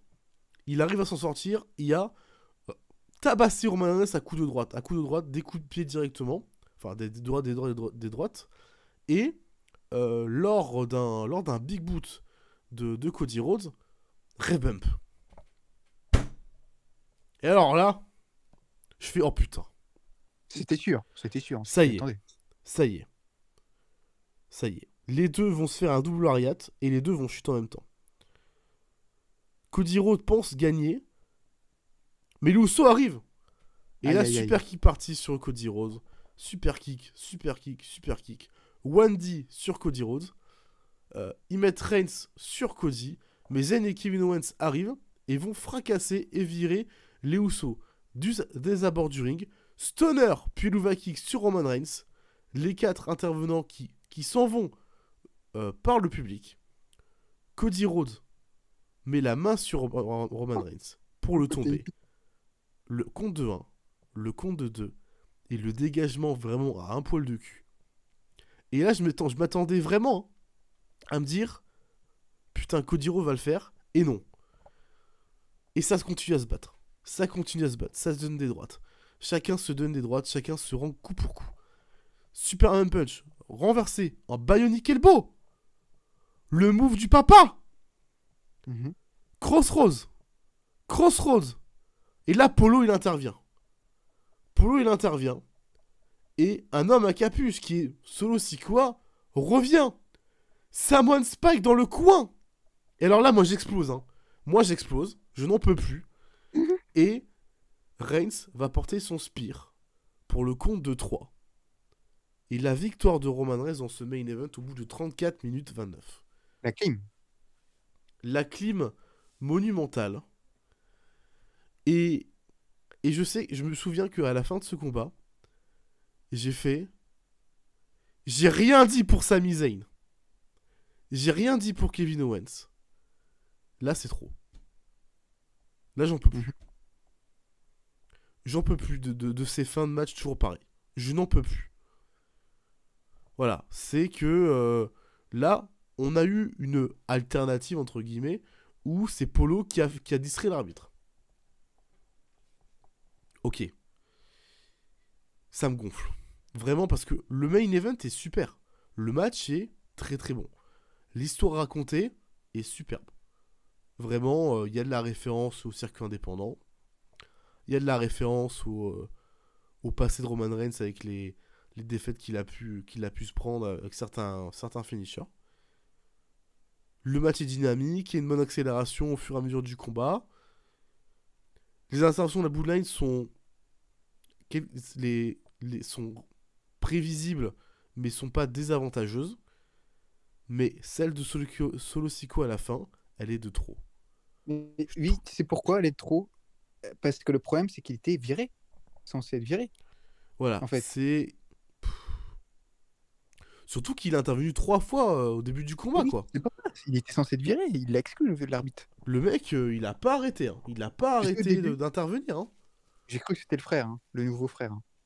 Oh putain, un Fatou. Oh non. Oui, j'ai cru que c'était pas Solo au début. Alors, bon, avant que tu me dises ta note, tu me diras ta note juste après. Moi, ce que j'en ai pensé, enfin déjà ce que j'ai à dire. Bon, c'est vrai qu'il y avait une atmosphère de malade mental, et je t'avoue qu'au début du combat, j'imagine que toi tu étais dans cet aspect-là aussi, comme beaucoup de gens, on était tous à se dire Cody va le faire. Cody va le faire, en plus avec, voilà, il embrasse sa femme, etc. On sent qu'il y a quelque chose. Et en plus, tu vois, dans la promo, on sentait qu'ils ont tout mis pour Roman Reigns, en mode c'est la fin. On donne tout à Roman et c'est la fin, quoi. Et bon, comme tu l'as dit, moi j'ai adoré le build-up hein, dans ce match. Surtout au début, tu sentais quoi là, ça cherchait, etc. C'était un excellent build-up, un petit peu long peut-être, mais bon, après, tu peux pas faire un match de 40 minutes d'extrême, quoi. Mais c'est avec les interventions, c'est un petit peu chiant, je suis d'accord. Bon, après, c'est normal, hein, c'est son clan, donc voilà, on est habitué. Cody, en fait, il se fait dominer pendant 15-20 minutes quand même, hein, pratiquement sur tout le match, voire plus. Il s'est fait pas mal dominer, trouvé. Bon, après, c'est normal. Tout à fait, pour le coup, oui. Normal. Mais il s'est fait quand même dominer, surtout au début de match. C'était quand même. Enfin, Cody voyait rien, hein, il voyait rien du tout. D'ailleurs, à un moment donné, il te fait le Cody Cutter qui est magnifique. Alors, Roman Reigns, il a bien celle, hein, vraiment. L'un des plus beaux que j'ai pu voir de Cody.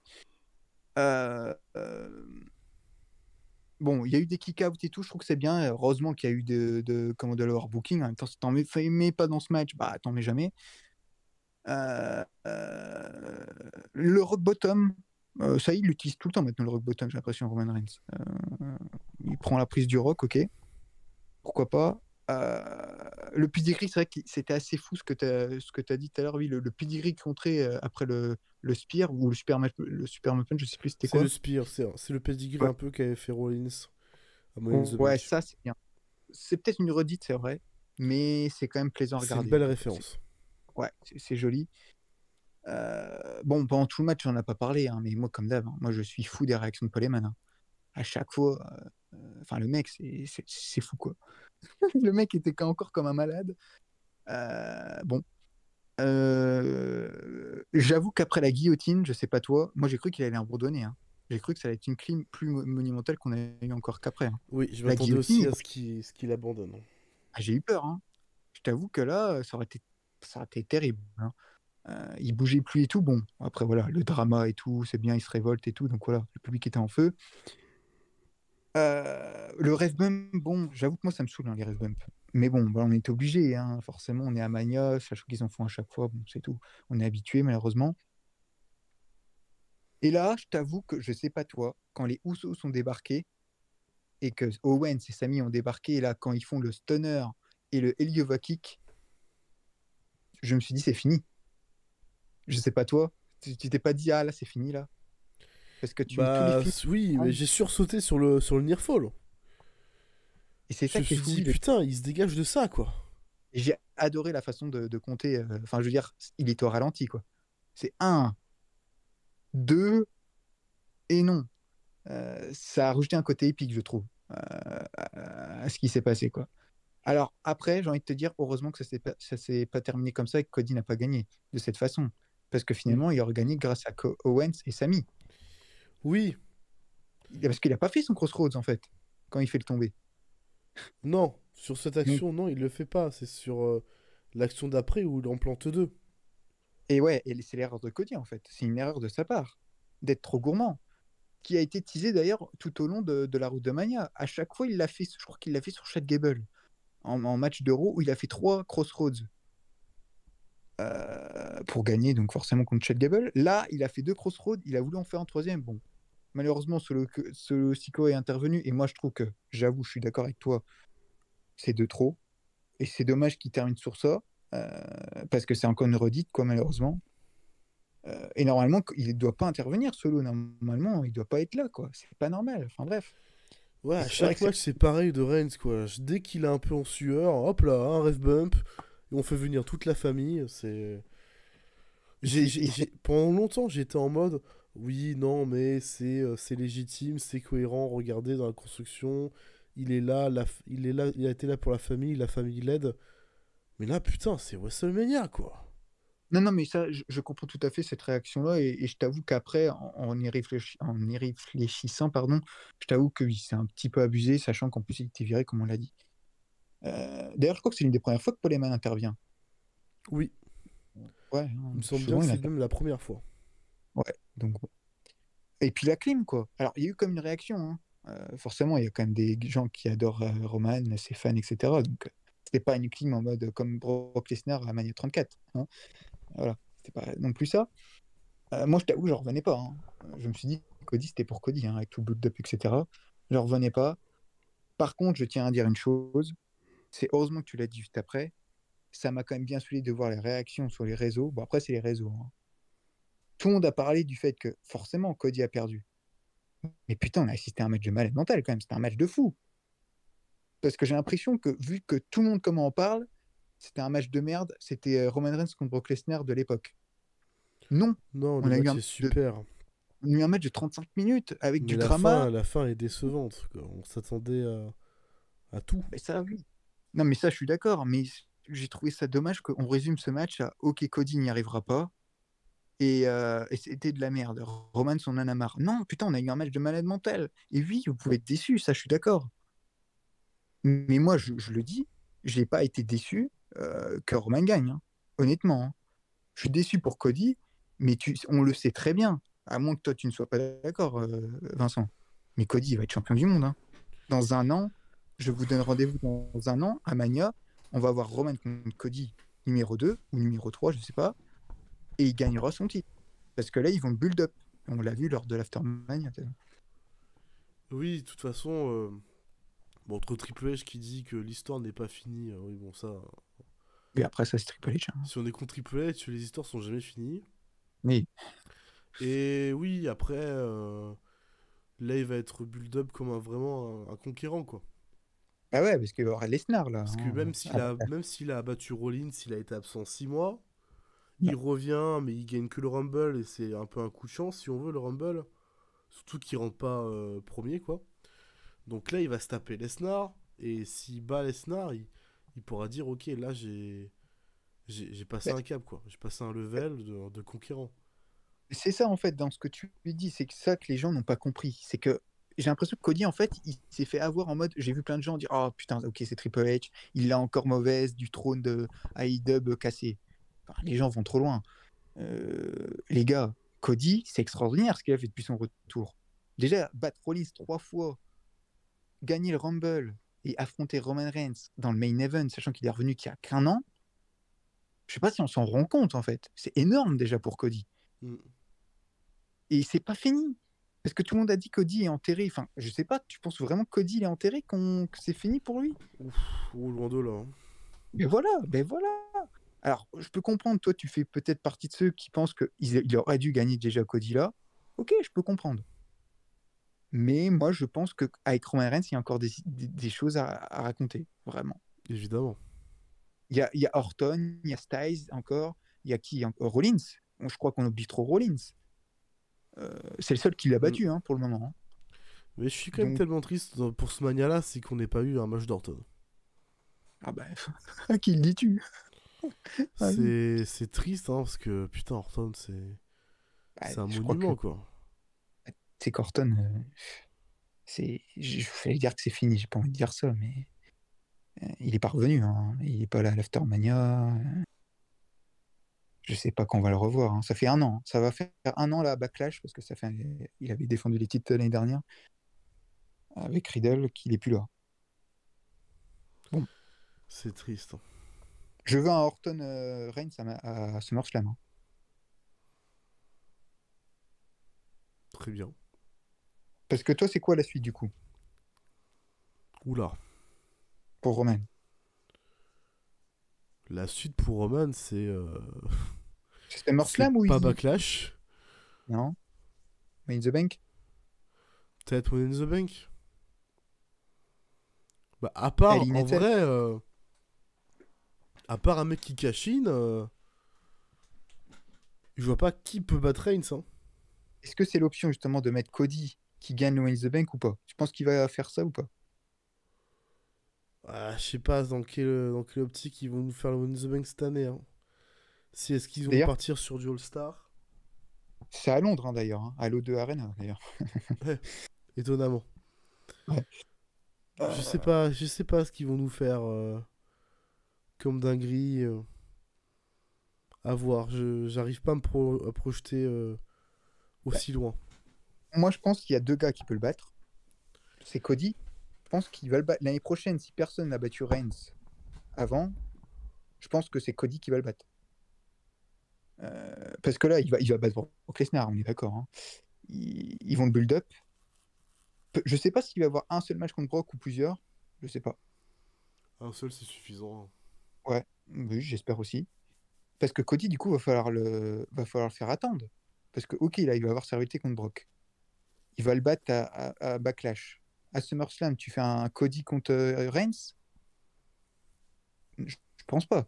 Enfin, je pense qu'il faut mieux attendre Mania d'après. Hein. Ouais, non, c'est particulier. Dans Et une je période pense, assez particulière.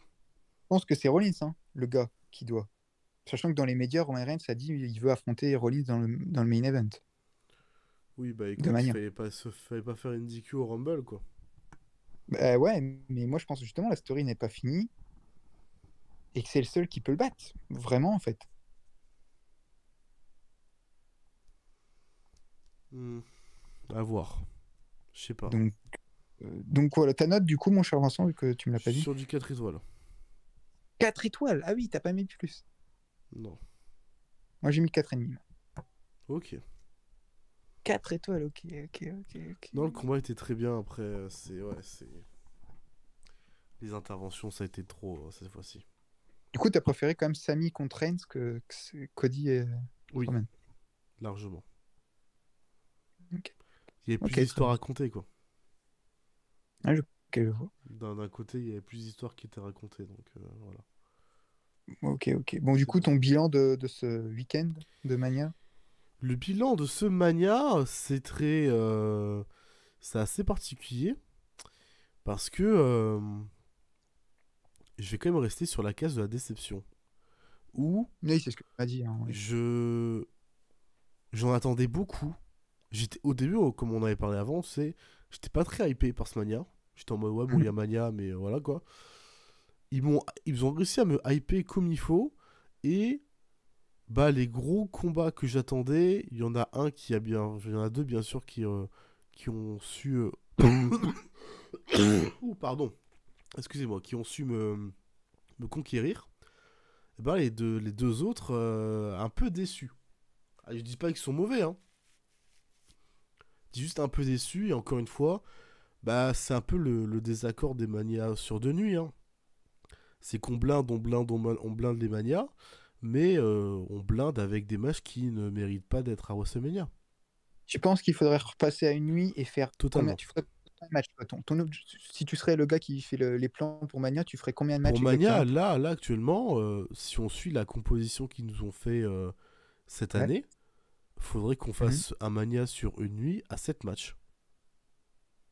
7 matchs. 7 matchs, ça fait... si les matchs sont bien équilibrés en termes de durée, que ça part pas dans tous les sens, on peut faire un Mania sur ouais, 4h, 4h30. Du coup, tu fais tous les titres.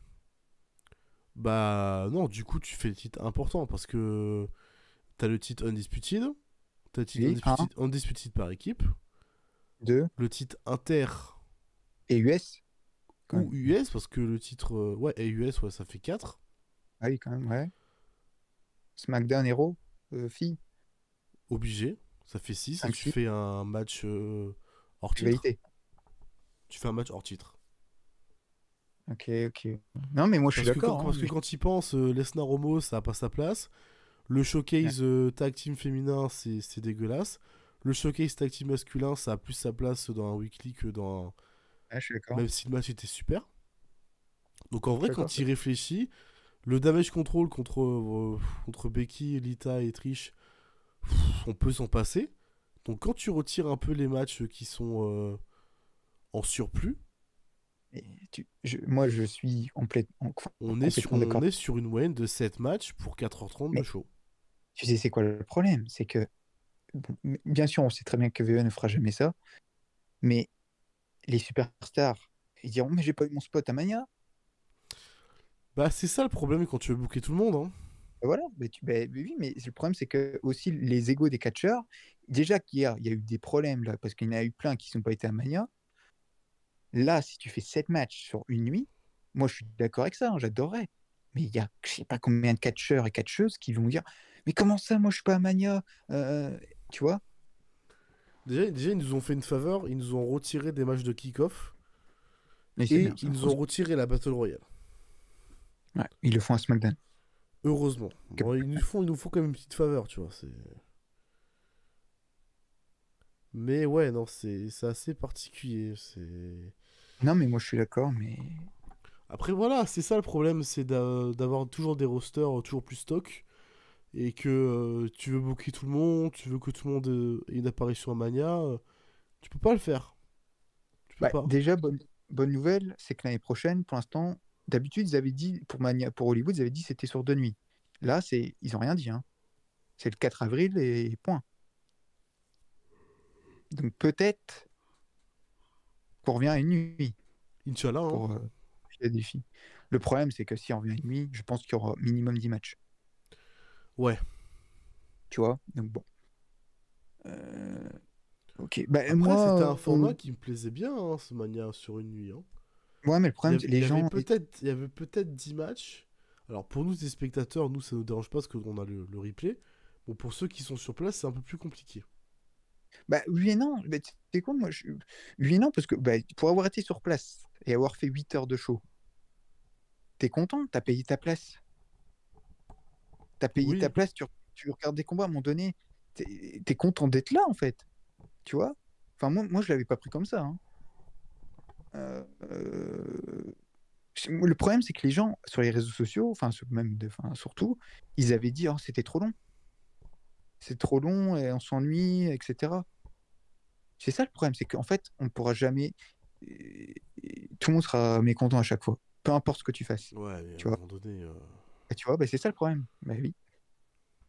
C'est insupportable, mais. À un moment donné, il faut faire des choix, quoi. Mais après, moi, honnêtement, j'ai quand même passé un bon Mania Week-end. C'est ce que j'ai envie de retenir déjà, premièrement. J'ai quand même passé un bon Mania Week-end. Même si j'aurais voulu plein d'autres choses.